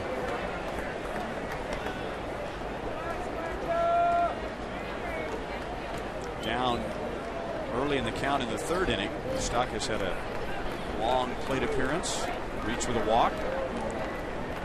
8 pitches, and now he's seen 10 in this plate appearance. He's going to get him. Still 3-2. Samardzija has now thrown 80 pitches in 4 2/3 innings. Surprised he hasn't broke out the split finger on Moose. 3-2. Maybe he doesn't have the confidence to throw it for a strike, but when you get a hitter in swing mode like Moose is right now, sometimes you surprise him with that. When you have a pitch like Samardzija does, that split finger, you use it in this situation here. See if you can take advantage and get a swing and miss. Hit well to center field, and Adam Eaton will watch it sail. Mike Moustakas with his 8th home run, and the Royals have regained the lead. Telling you, that's just not good pitching right there.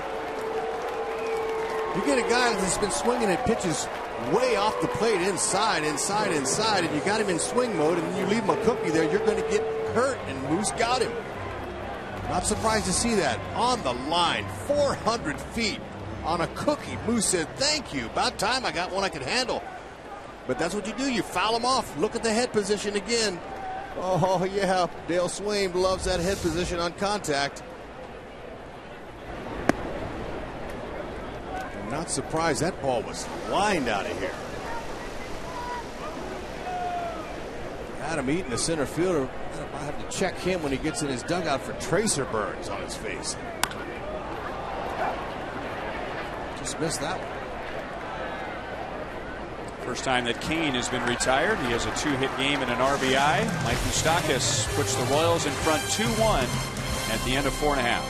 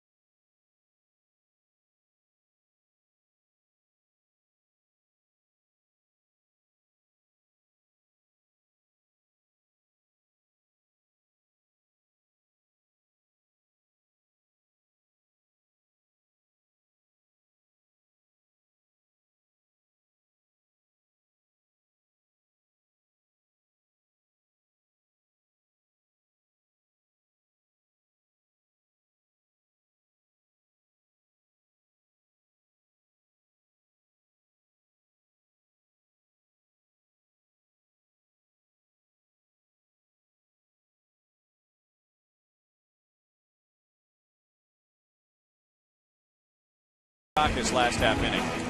Not surprised. They throw a hitter that many pitches, especially fastballs. I wonder where the split finger was, but Moose, good for him. That ball was lined out of here, center field, giving his team the lead. That was pitch number 12 in that bat for Jeff Samardzija. Chris Young back with a 1-run lead. There we are. And let's welcome in Jeff Montgomery. Thank you. Monty, man, we missed you. Glad to be back. So from a pitching perspective, Monty, as Dyson fades back and takes care of Sanchez, from a pitching perspective, as Hud was talking about, that's got to be very frustrating for Samardzija because he's making pitches to Moustakas that are not even in the strike zone and he's swinging, and it all ends with one right down the middle. Right, especially on a hot day, you throw as many pitches to one batter as you usually would like to throw in one inning, and it works the pitch count up, and then to not get an out, and let alone give up a home run, it makes it really difficult. Tyler Saladino takes a strike. He had a bunt single in the third inning. It was the 13th home run Samardzija's given up, an 8 to a left-handed batter.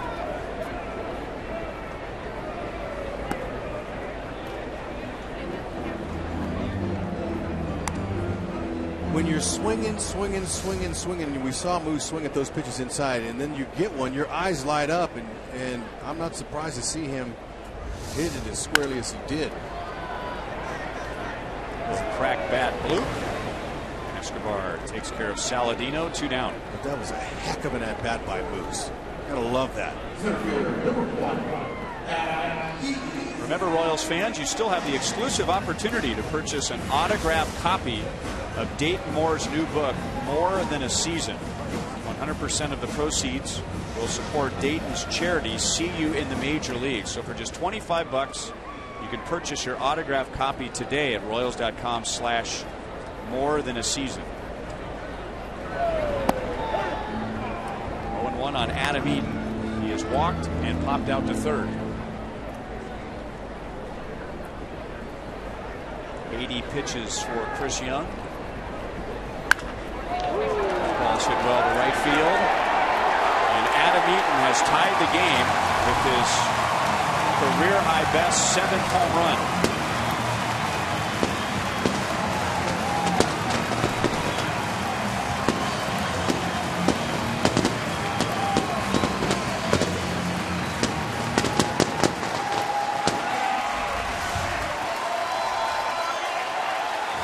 Looked like we were on our way to a first quick inning for Chris Young. Just about ready to finish off Eaton, but leaves that pitch, that breaking ball, kind of out in the middle part of the plate. Let him get extended, pops it out of here. The White Sox have hit 2 home runs off of Chris Young, both with nobody on. Jose Abreu with 2 down. He jumps on a hanging slider. Dyson is back. This time he has room. And like a good neighbor, State Farm is there. Yeah, it is.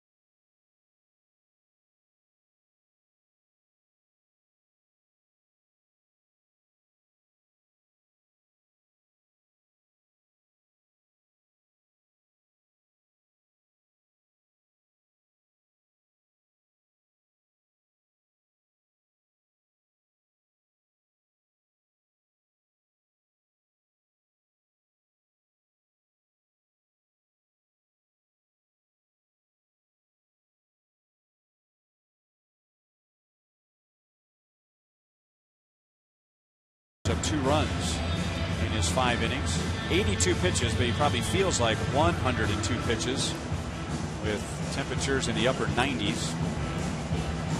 All right, fans in Columbia. The Royals and Fox Sports Kansas City are offering you a unique way to come to Kauffman Stadium on the Forever Royal Fan Express. And the next stop is Columbia. Go to Royals.com/Fan Express for more information. Eric Hosmer, Kendrys Morales, and Omar Infante in a 2-2 game. Hosmer is 0 for 2 so far against Samardzija.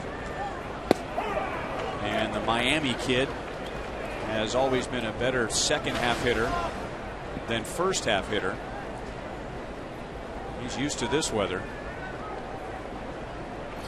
He's played a lifetime full of games.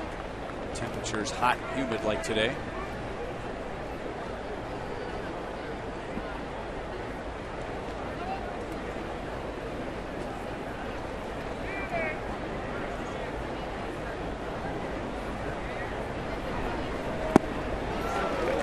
And here are the numbers that prove that point. 269 in his career in the first half, 292 in the second half. I was thinking back to last year, starting the second half when Eric Hosmer was hot. He had a hitting streak going. He gets hit by that John Lester pitch in Boston. Unfortunately, put him on the sidelines for what, 4 to 6 weeks. So he made up a lot of ground at the end. Finished strong, but remember, that's when Billy started hitting. Hosmer left, so. With Alex Gordon out, I think Haas is one of the 3 or 4 guys in that lineup that are hoping they can pick up his slack. And also a mark of a very good team when you lose guys. I don't care if it's a pitcher or your left fielder, whoever it is, somebody steps in and does a nice job. We've seen Paulo Orlando answer the bell a number of times already. Chris Young, today's starting pitcher, when needed, come out of the bullpen, do a nice job. And that's one reason the Royals have been able to really kind of defy a lot of the odds and beat a lot of the injuries. Well, the Royals have the second best record in the major leagues. The team with the best record, the Cardinals, they've lost Adam Wainwright, Lance Lynn, another starter, has been on the disabled list. Matt Adams, their slugging first baseman, is on the disabled list. Matt Holliday, an all-star left fielder, he's on the disabled list. Hosmer with a base hit to right field to begin the 6th inning. Garcia has a good arm. He throws that ball flat-footed, and Hosmer is safe. Got around the tag. Good advancement there and a good decision on Hosmer's part. Garcia, you're right, Ryan. He's got 10 outfield assists. That's tied for the most in major leagues. Got a good arm. But when this ball got to the wall, Hosmer could see it right in front of him. Doesn't need Rusty Coons to tell him, although Rusty was saying go. And off balance almost threw him out. Good slide. Jerry Meals took his time on the call to make sure he saw it properly, and there was no tag. And if there was a tag, there is no challenge. And really, from setting up here where we are, you couldn't really tell if he tagged him or not, but great positioning by Meals at second base to have the angle. Morales into right field. That'll bounce in front of Garcia. Hosmer had to make sure it was going to bounce, so he'll go to third. And the Royals, as they have done so often, I think I've said this 107 times this year. Keep saying it. So often, right after the opponent gains some momentum, the Royals in the next half inning have a way of taking it back. Sure do. This is a part of their character. And Hosmer with a good read on that. We've seen the ball in this air, how heavy it is. It stays up in the air. So Haas says, you know what? I want to make sure we don't get doubled up. There's nobody out, so he played it safe.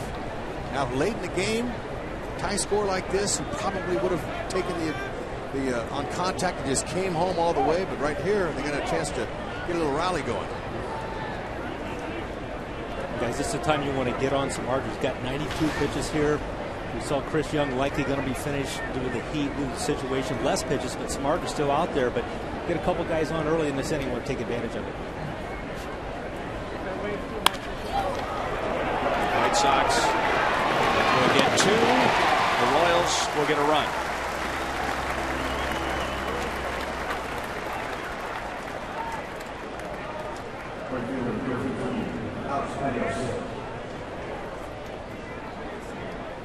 Infante looks a bit dejected. He hit that ball hard, but back to the second baseman Sanchez. The Royals regain the lead.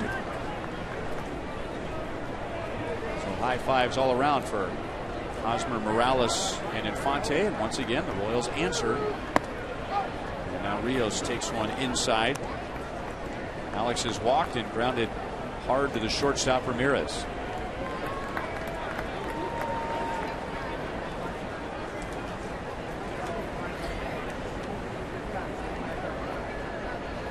Got the call over the inside, 1-1.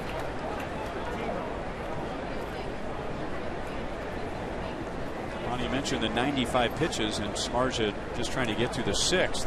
He is an impressive streak right now. He's had 7 consecutive starts prior to today, going at least 7 innings.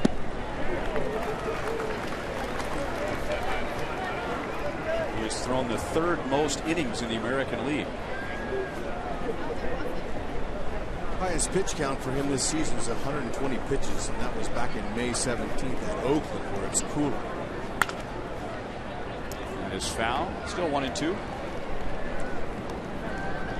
I was talking with Bobby Tickman, former Sox closer, during batting practice today, and he asked me if I brought this Kansas City weather up. He said they have not had any weather anywhere close to this the entire season, so I'm sure with Samardzija it has some kind of a effect on him. Alex Rios high and deep to left field and gone, and the Royals now have hit 2 home runs today, so they get 2 right after the White Sox tied the game in the 5th inning. Rios finally connects for his 2nd homer after the first one came on opening day against these White Sox. And what a good sign, because if Rios can get his bat going, hit the power that the Royals expected him to hit with, that'll really do a lot in covering the absence of Alex Gordon.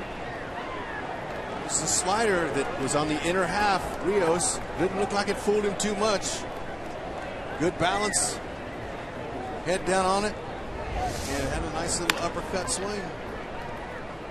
Saladino across the diamond to get Drew Butera and end the inning. So it looked like the double play was a huge play. And the Royals still get 2 in the inning. Alex Rios with his 2nd home run of the year. And the Royals lead 4-2. Welcome back.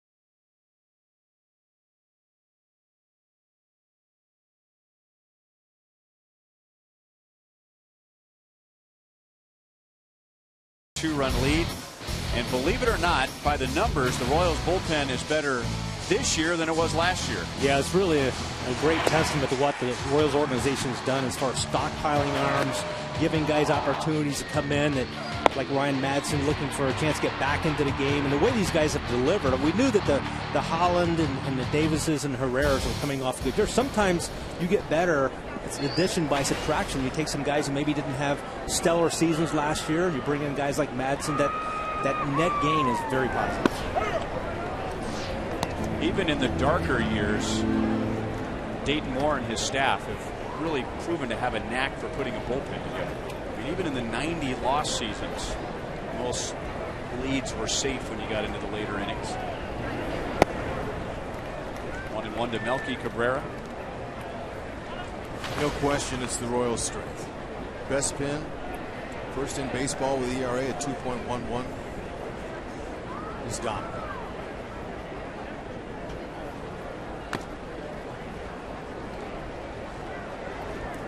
So it's set up today to be an MHDH finish to the game. Are you ready to add another letter to that? I think we can. It's the body of work that Madsen showed. Figures in there prominently, especially after any starter that goes just 5 innings. Need one guy to bridge that gap. Ryan, I'd say no reason to buy a vow when you're having the success that these guys are having.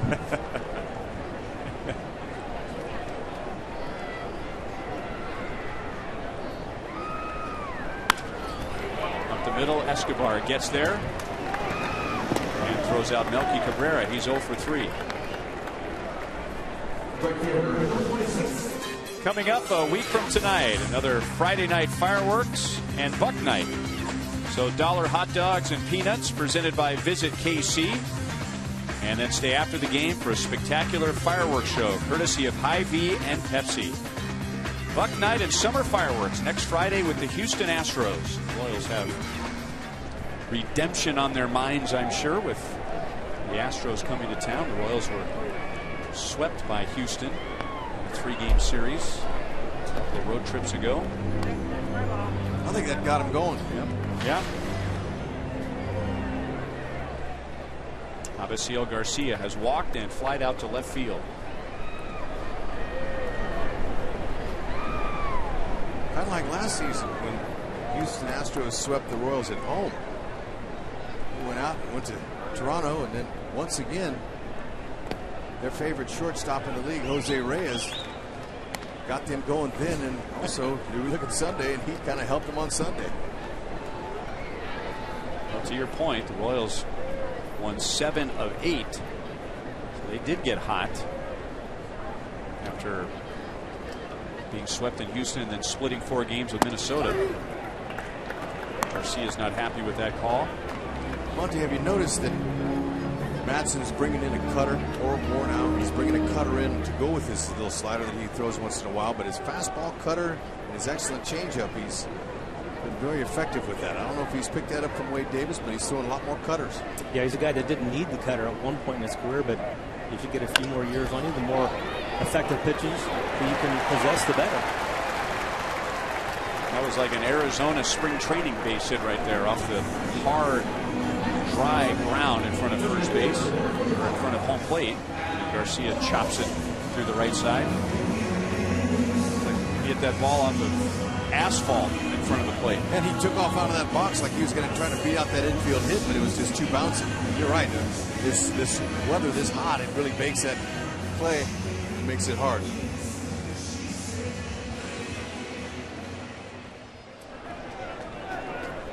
And now Adam LaRoche 0 for 2, the pride of Fort Scott, Kansas. Up the left field line. It is a fair ball. And into the crowd for a double. So Garcia is forced to stop at third base. And Adam LaRoche, who had been 4 for his last 35, it's a rule book double. And that's a fortunate bounce, because I'm sure if it stayed in, Garcia would have been able to score.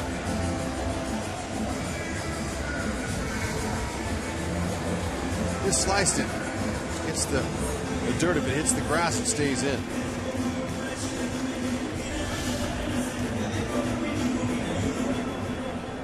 So now it's the White Sox trying to answer.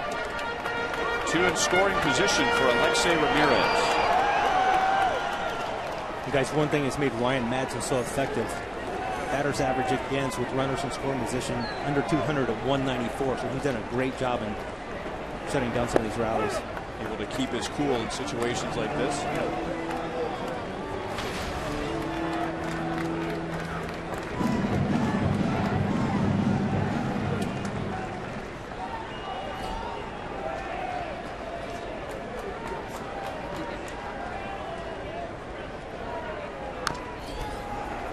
And now it's 0-2. Monty, how did you learn to filter the situation you were in and just not let the nerves get to you when the game's on the line? Well, this is the biggest situation here in the game. Runners in scoring position, you got two. You can give up one and you still have the lead. You know that you've got the back end of that bullpen coming in behind you. A sac fly will give up a run. You just don't want to let that second run score. But I think the biggest thing is just the more experience you have in slowing the game down and being able to pitch to the situation. And it's a lot like being a hitter. Sometimes you don't have to do too much to be successful. And if you can narrow that down and you can allow those odds to play in your favor, you have a much better chance of success.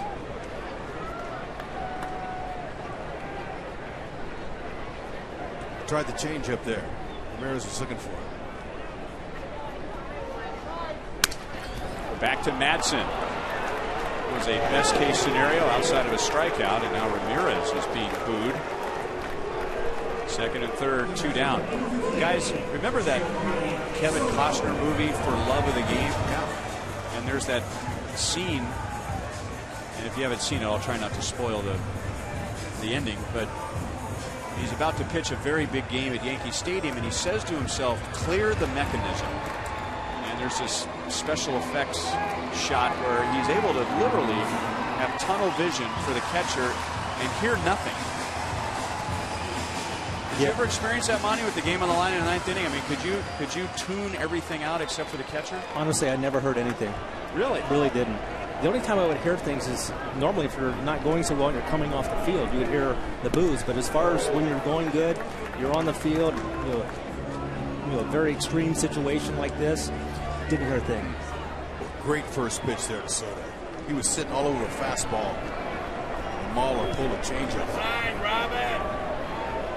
See if he can maul his way out of this one. Playing off the changeup, 1-1.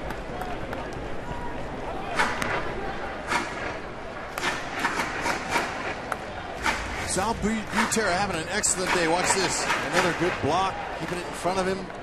Allowing Madsen to execute his changeup in the dirt. His son Drew did a good job, too. Oh.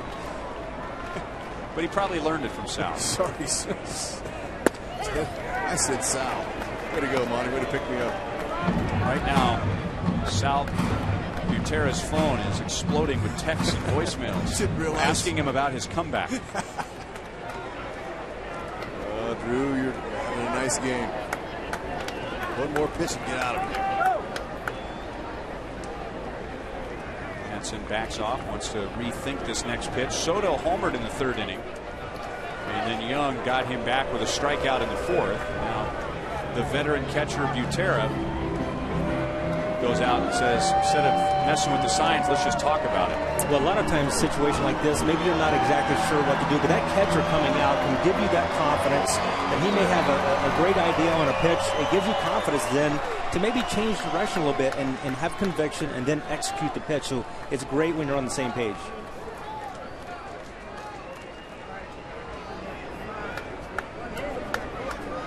Garcia's the runner at 3rd, LaRoche at 2nd.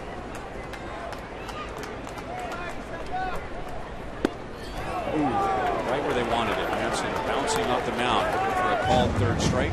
Didn't get it from Paul Emmel. Pretty nice pitch here. Exactly where he wanted to throw that pitch. Perfect spot.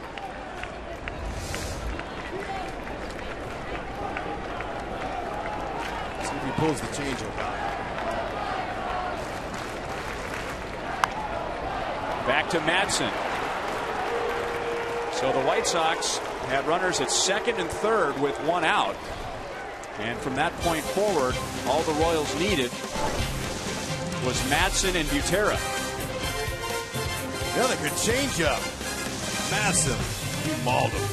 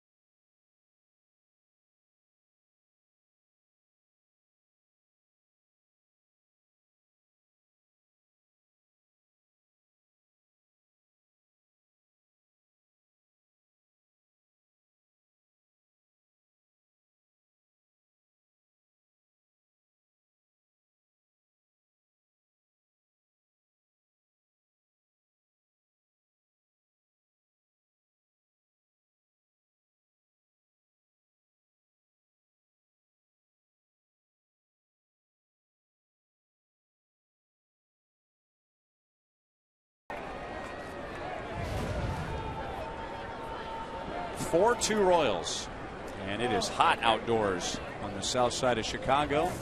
At the moment, 95 degrees. Ryan Madson pitched out of trouble in the bottom of the 6th inning, so high fives for him.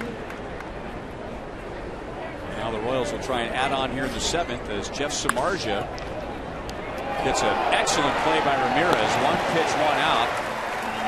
With his 100th pitch, he's trying to go 7 innings for an 8th consecutive start. Oh, he just was helped there big time. What a play by Ramirez. That ball hopped up at the last second, but watch how he's able to stay with the hop. Gloves it, spins, and I'll tell you, shortstop position, you got to be able to do everything. Soft hands, quick feet, good strong arm. Nice play.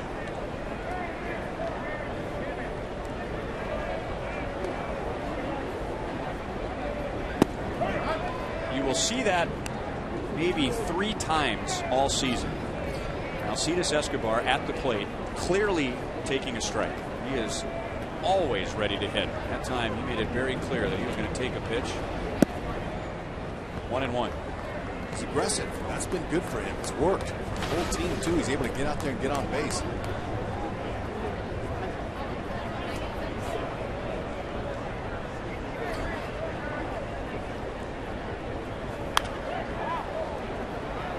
And this is not a criticism of Escobar. He's just trying to make Samardzija work after a 1 pitch out. And there's no way to prove this, but I'll bet when a hitter just stands there taking all the way, I'll bet 75. I know I'm going out on a limb. I'll bet 75% of those pitches are right down the middle.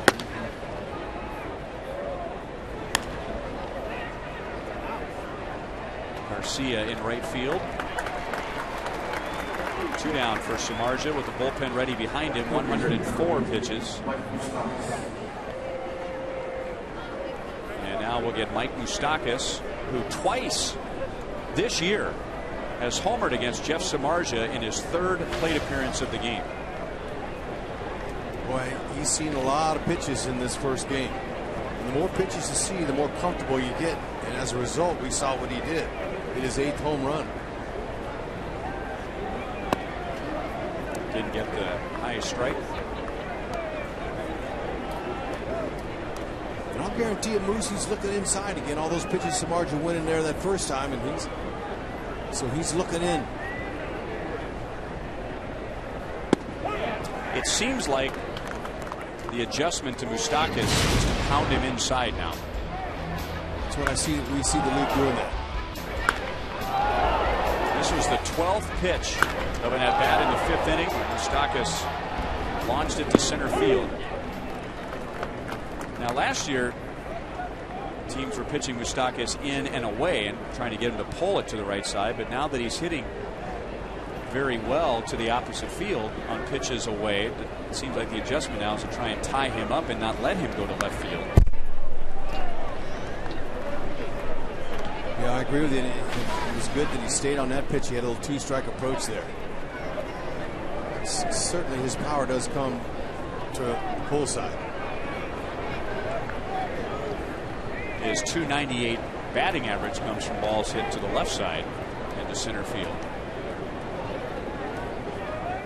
He wants to throw him a splitter here on 1 and 2. And it fades outside. 2 balls, 2 strikes.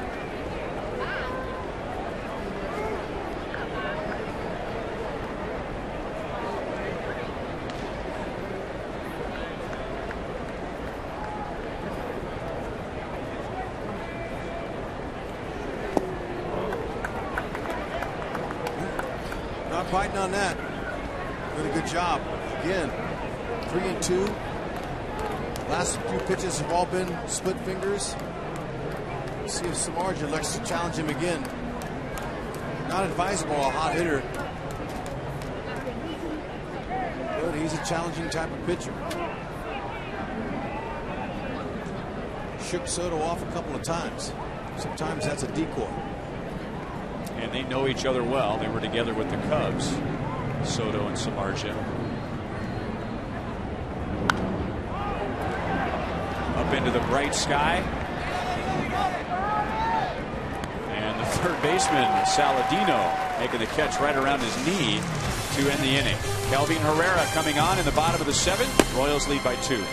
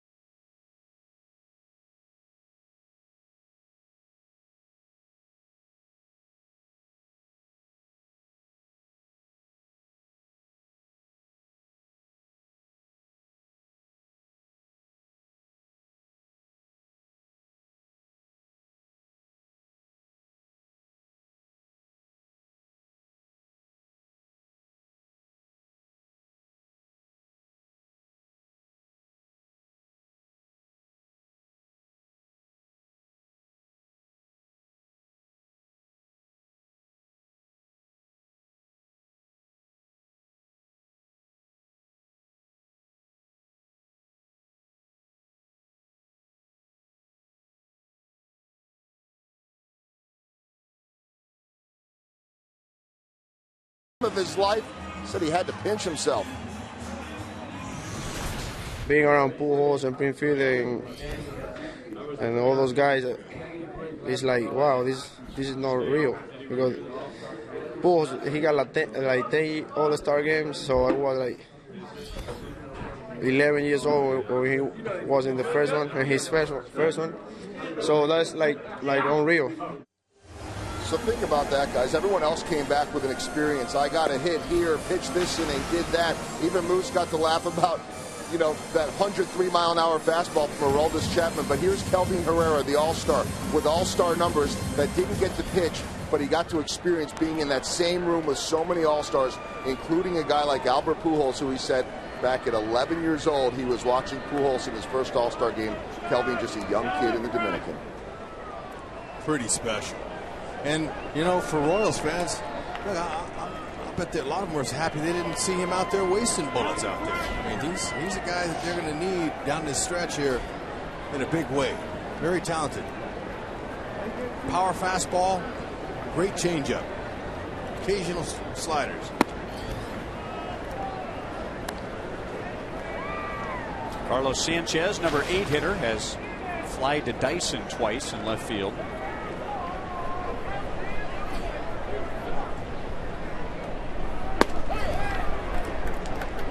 Getting back to our conversation, as Ned Yost was explaining to us how he put the All-Star game together, he also, in trying to get everybody in the game, he needed to use a few relievers as insurance policies. If somebody went to the mound and they were struggling, who do you bring in the middle of an inning?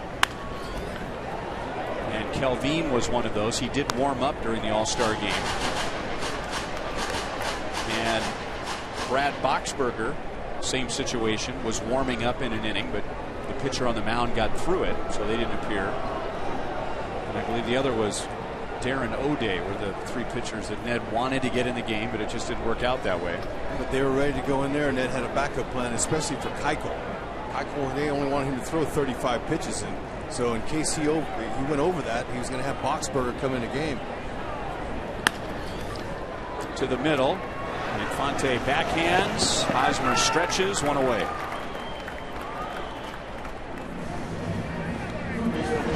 Our sprint cut to the game against Chris Young. Oh, I'm telling you, this guy does what it takes to keep your team in the game. Nice breaking balls today. Looked like he was using a lot of them, but the fastball was effective as well. 5 strong innings. Couple of solo shots. Can't blame him. Hey, did a nice job for him in game 1 of this 2-game set here.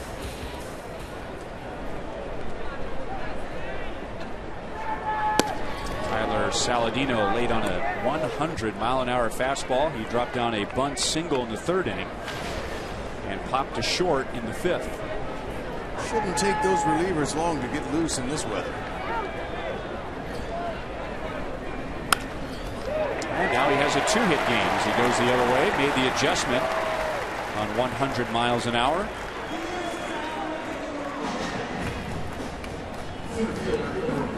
So there's what Joe McEwing was talking about, that the best compliment for Saladino is that he's a baseball player.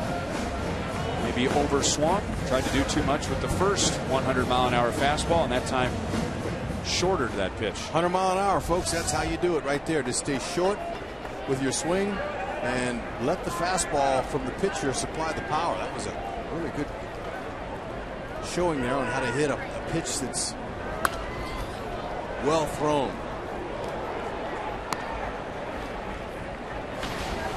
Adam Eaton homered in the 5th inning. That tied the game at 2, and then the Royals in the very next half inning scored 2. Eaton has also walked and popped to 3rd.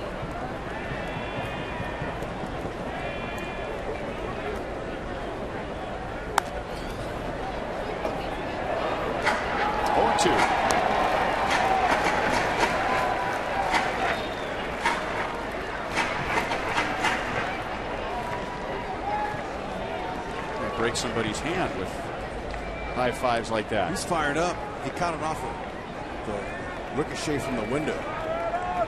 Good catch.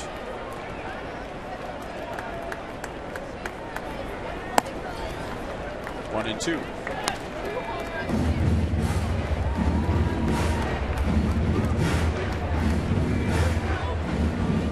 Tejera's already thrown out 2 White Sox in this game. Never has had a game where he's thrown 3 guys out.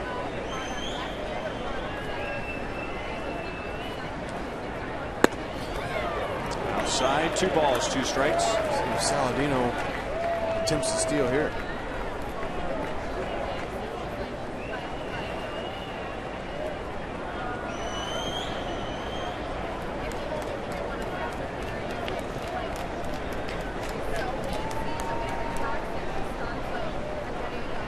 Running and a chance for 2. Escobar, quick toss in time. 4-6-3 inning-ending double play. Get a radar gun on Escobar. I bet that was 90. Nice. Raise the roof.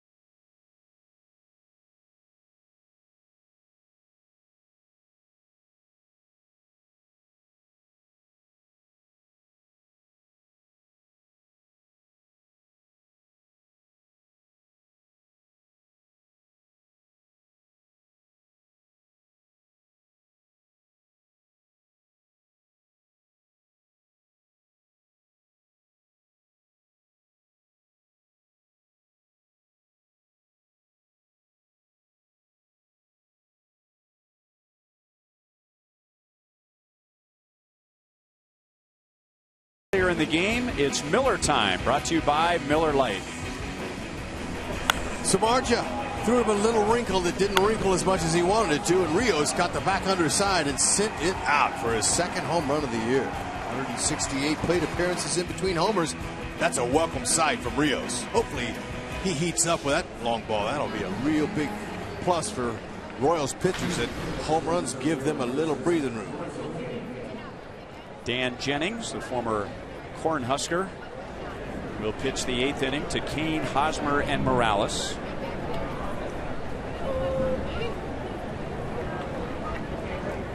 Born in Berkeley, California, Dan Jennings grew up not too far from Kansas City in West Des Moines, went to Valley High School and then on to the University of Nebraska.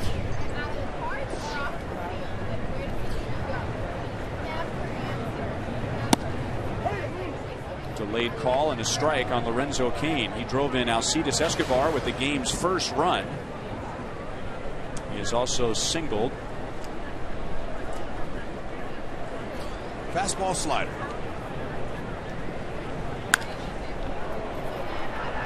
Out into right center field. Garcia and Eaton are back, and it's Eaton. A couple of steps in front of the track.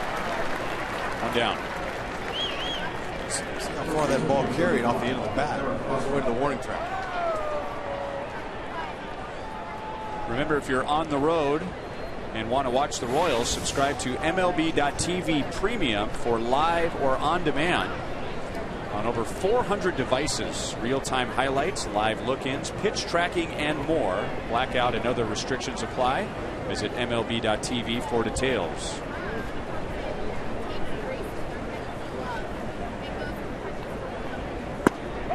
Lefty, and Hosmer takes a slider for a strike. Hosmer doubled in the 6th inning. Scored when Infante grounded into a double play, and the Royals added another run in that inning on Rios' home run, which we just showed you.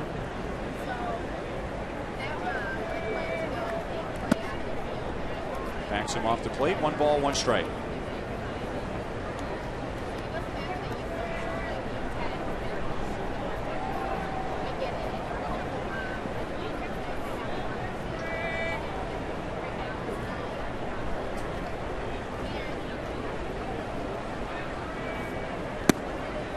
stays inside again, 2-1. Hosmer 264 against lefties, 3 homers, 3 doubles, and a triple.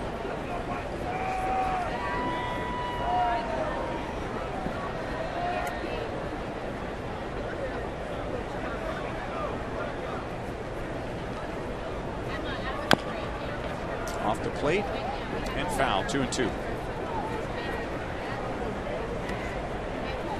I can think of one of those doubles you're talking about against lefties. Was it Aaron Thompson of the Minnesota Twins for that walk-off double? Scored during the last homestand. Scored Lorenzo Cain all the way from first base. Yeah.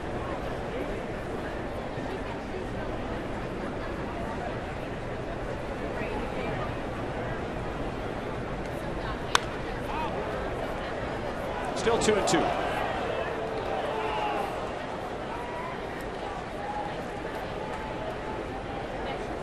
Hosmer was 8 for his previous 16 at the end of the first half. He showed you some numbers earlier in the game. In his career, a better hitter in the second half. Jennings had him reaching and out over his front foot. And he gets to the bag right in front of Hosmer, 2 down. This is game 1 of a day-night doubleheader. So later on tonight, with coverage beginning at 6:30 with Hy-Vee Royals Live. Game 2 at the White Sox, and the first pitch is at 7:10.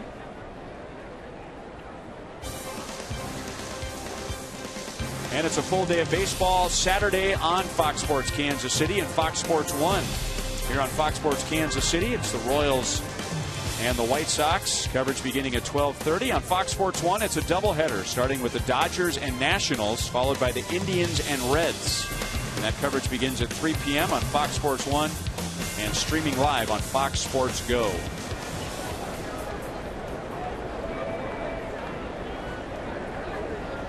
It'll be Edinson Volquez against who he says is his best friend in baseball, John Danks. Pitching matchup for game 2. Look at this play. Dazzling for a moment. And then a broken play for the next as Ramirez stumbled, but they still get Kendrys Morales. Pretty fancy. Royals got the lead.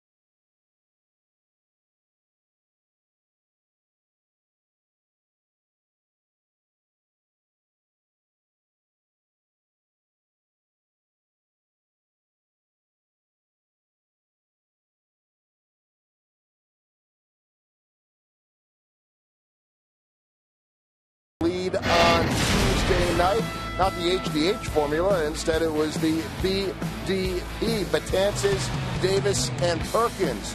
And Wade did what he usually does. Got a strikeout from Nolan Arenado, got another one from Adrian Gonzalez, and the ground out of Yasmani Grandal. And that was it for Wade. Handed it over to Glenn Perkins in the ninth, part of that home field advantage clincher for the American League. Wade Davis fitting in just fine. By the way, guys, Monty and I had a chance to catch up with Wade before today's game. That conversation can be seen and heard on Hy-Vee Royals Live before the second game. As I was watching that play, Joel, I was thinking that most teams would see that play by Jose Iglesias and say, wow, that was a nice play by the shortstop, helping the pitcher out. But Wade Davis, he's used to that with Alcides Escobar behind him. That's right, but I noticed the location of the pitch. Beautiful. Down low. You know, Kidder couldn't do anything with it. And that's what makes Davis so good. Besides his defense, he plays behind him, and he's not afraid to pitch to contact. Is that he's excellent with his command, where he wants it. Overhand curve there. He's got a cut fastball and a regular four-seamer at 97. Cut fastball is more in the low 90s, but extremely effective. One of the best relievers there is in baseball, and the numbers prove it.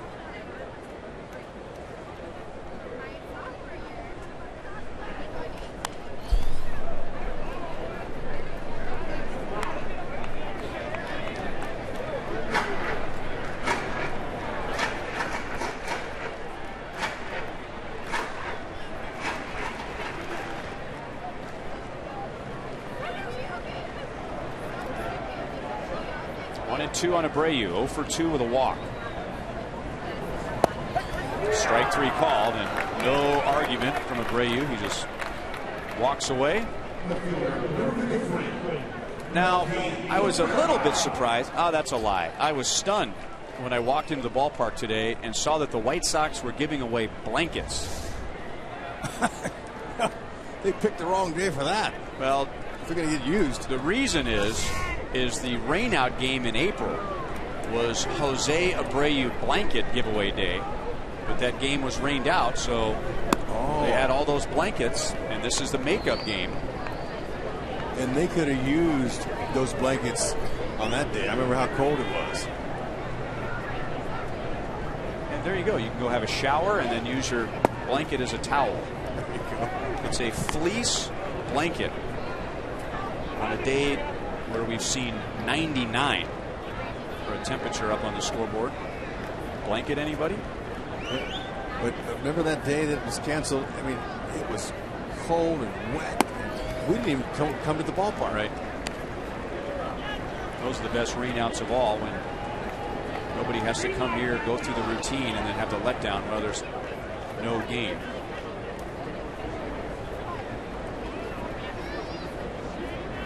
Woo. 3-1 on Melky Cabrera.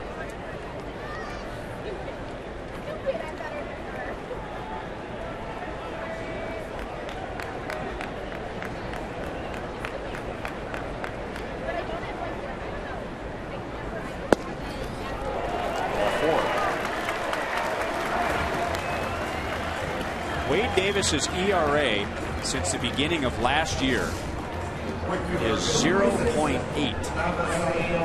And that's the lowest for a reliever over 2 seasons in Major League history, or at least going back to 1914. You know, when they first started keeping those numbers, that's amazing.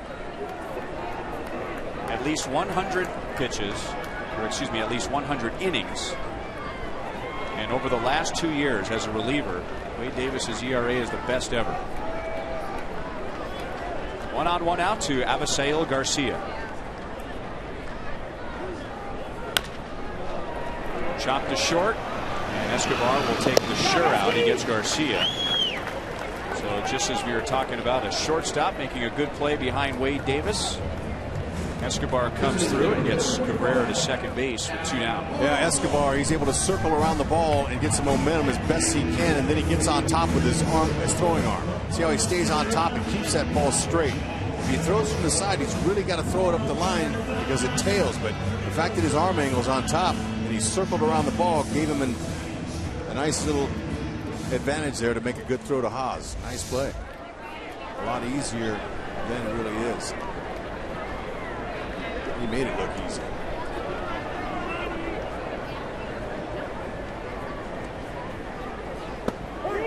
Good breaking ball for a strike to Adam LaRoche. He doubled his last time up. That gave the White Sox runners at second and third with one out against Ryan Madsen. But Madsen buckled down and he got ground balls back to him against the next two hitters, Ramirez and Soto. Fastball 97, and it's 0-2. LaRoche is thinking about that. Davis have had success against him. Curveball, fastball. LaRoche has got to look fastball. And he swings through it at 98. Waiter, check please.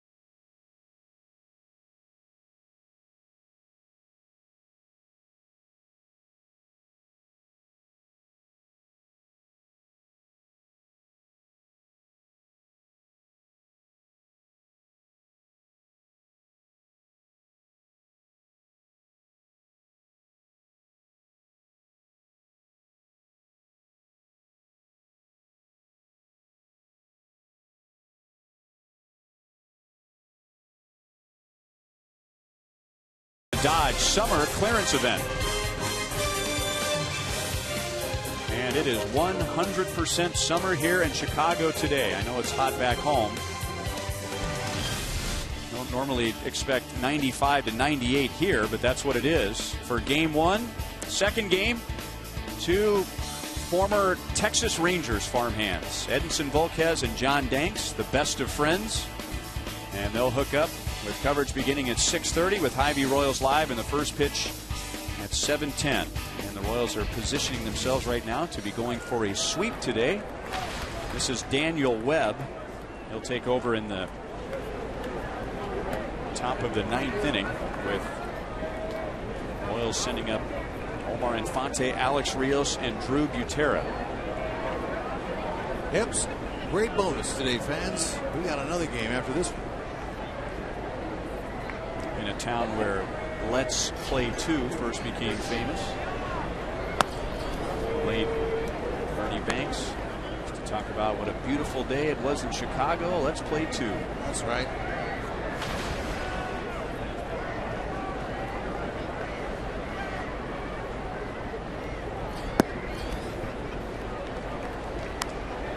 On Infante. Last year, the Chicago White Sox bullpen was the second worst in the league. The only bullpen that was worse than Chicago's was Houston, and both of those teams have dramatically improved their bullpen.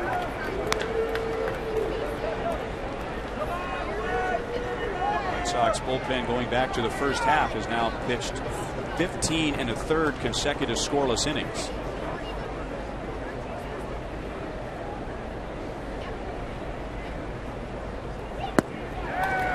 Walk to Omar Infante. Today's copyrighted telecast is presented by authority of the Kansas City Royals. It may not be reproduced or retransmitted in any form, and the accounts and descriptions of this game may not be disseminated without the express written consent of the Kansas City Royals Baseball Corporation. Ryan Lefevre, Rex Hudler, Joel Goldberg, Jeff Montgomery. South side of Chicago, with producer Brian Shapiro, director Steve Kurtenbach. Our associate producers Al Broughton, Sam Abramson, and Dave Holtzman. Hard to walk Infante. That's just his 6th walk in 295 at bats. He'll take it. 4 pitches straight, 5 straight balls. He can pretty much sit on fastball. He's not going to throw his secondary pitches, although Soto might call for one if he's having a hard time throwing at fastball for a strike. It was. This is a breaking ball, a slider.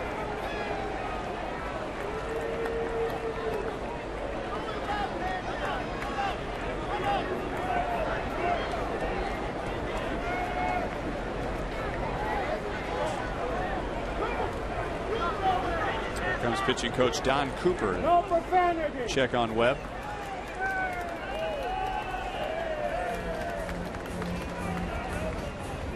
So while they visit, we remind you that coming up after the game, it's Boulevard Royals Live with Joel and Monty.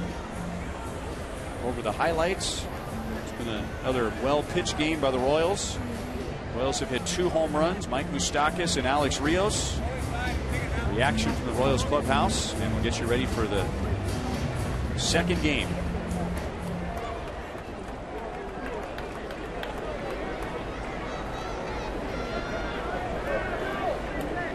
Rios homered already early. 2-0. He knows the fastball's coming. Starting to swing. 2 balls and 1 strike.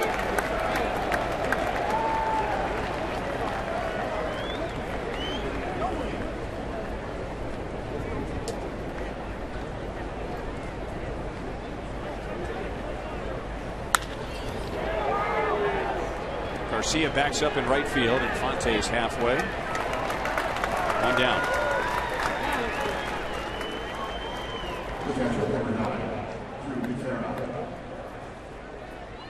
White Sox during the offseason, they went out and they signed David Robertson, who was a longtime setup man for the Yankees and was their closer in his final year there.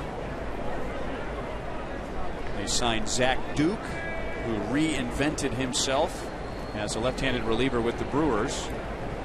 Those are the 2 most notable upgrades to the White Sox bullpen.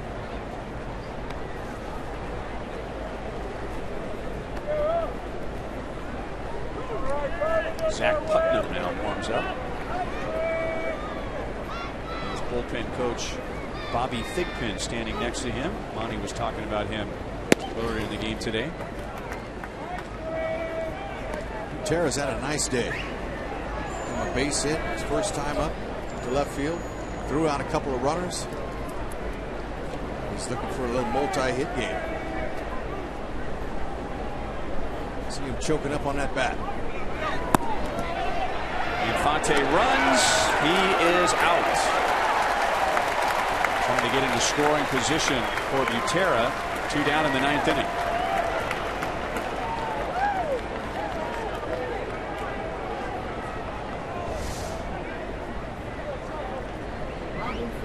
Soto stayed right there. Perfect throw. Infante cleated Sanchez. Now 1 ball, 2 strikes. Also could have been a hit and run.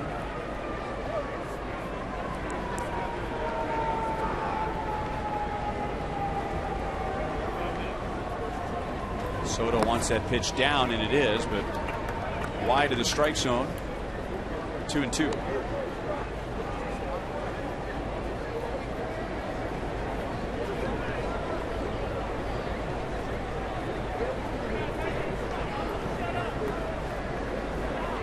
Choking up on the bat with 2 strikes.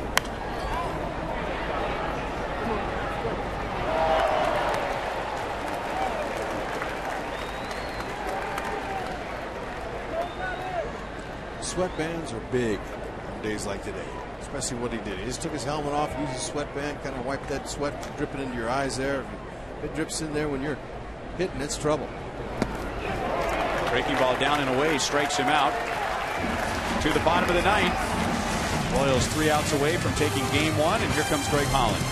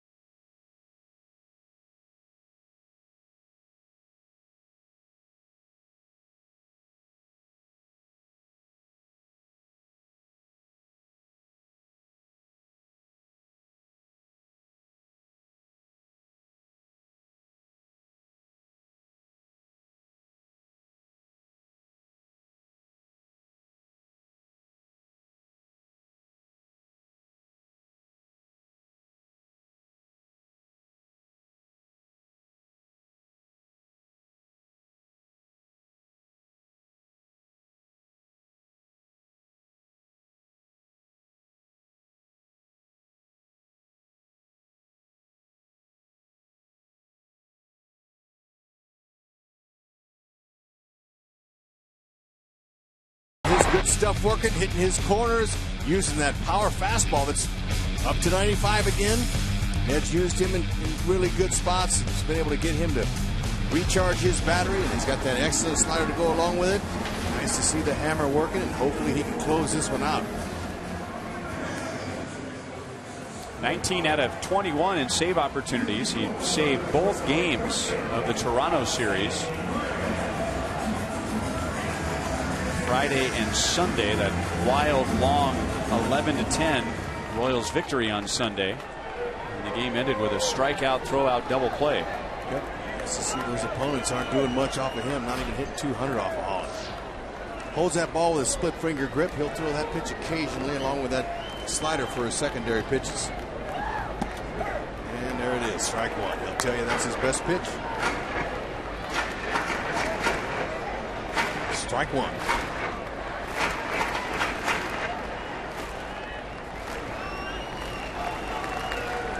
Ramirez is 0 for 2 today with a 4th inning walk. You make a pretty good argument that he's made the biggest out for the White Sox today.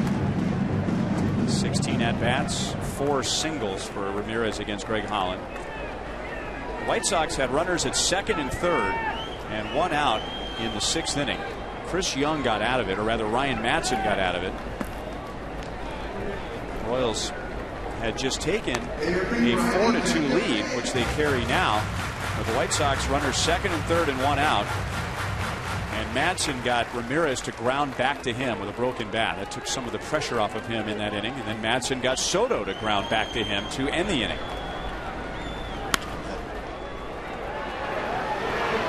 Strauss throws out Ramirez, 1 down in the 9th inning.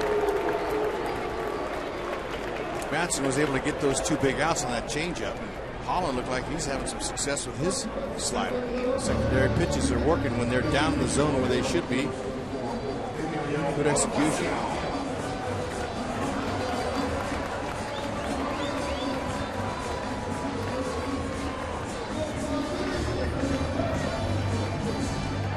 Former Royal Emilio Bonifacio is going to bat with 1 out in the 9th inning. The Royals 2 seasons ago. Hasn't been a lot of playing time for Bonifacio. Just 75 at-bats. He's 3 for 16 off the bench as a pinch hitter for Ventura.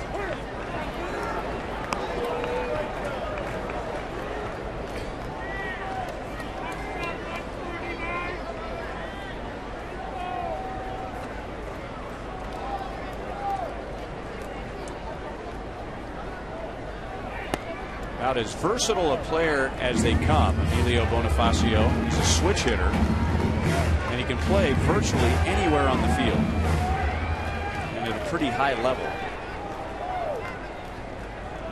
I thought they would be able to move him in there more often. There hasn't been too many opportunities. With Ventura, the manager of the White Sox, trying to get his regulars, get them some at-bats so they can get their production going. There's been a lot of time for them. And when you don't get many plate appearances, your timing's off, just like that last swing. Of course, anybody that played every day would have a swing like that on Holland's slider, but it's tough for timing. That ball will drop into shallow left center field. And so that means the White Sox will have a potential time run at the plate.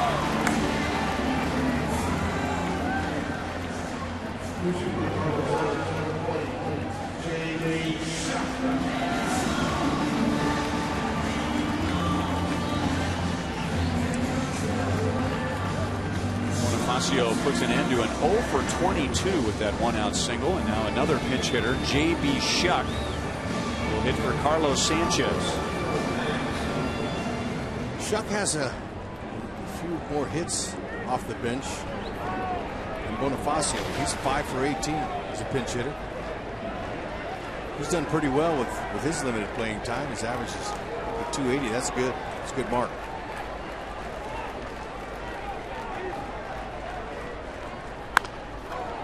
Hosmer fields out at second. Holland covering, no double play.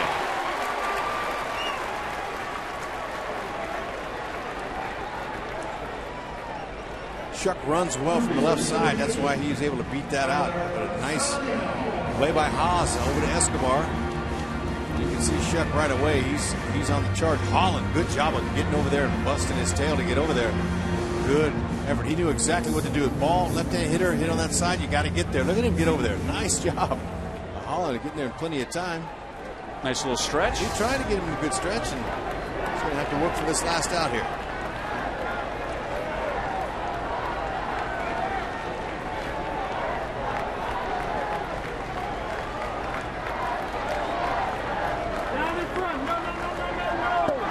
Ball one to Tyler Saladino. Playing just his 4th big league game. He has 2 hits today. He had a bunt single in the 3rd inning and single to right in the 7th.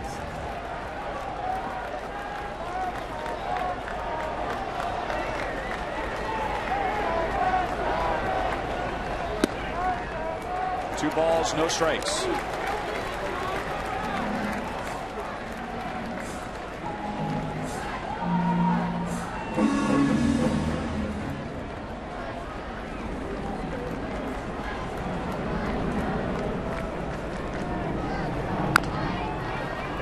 To Moustakas, fair ball, game over. Game 1 of the doubleheader goes to the Royals. Royals are now 19 games over 500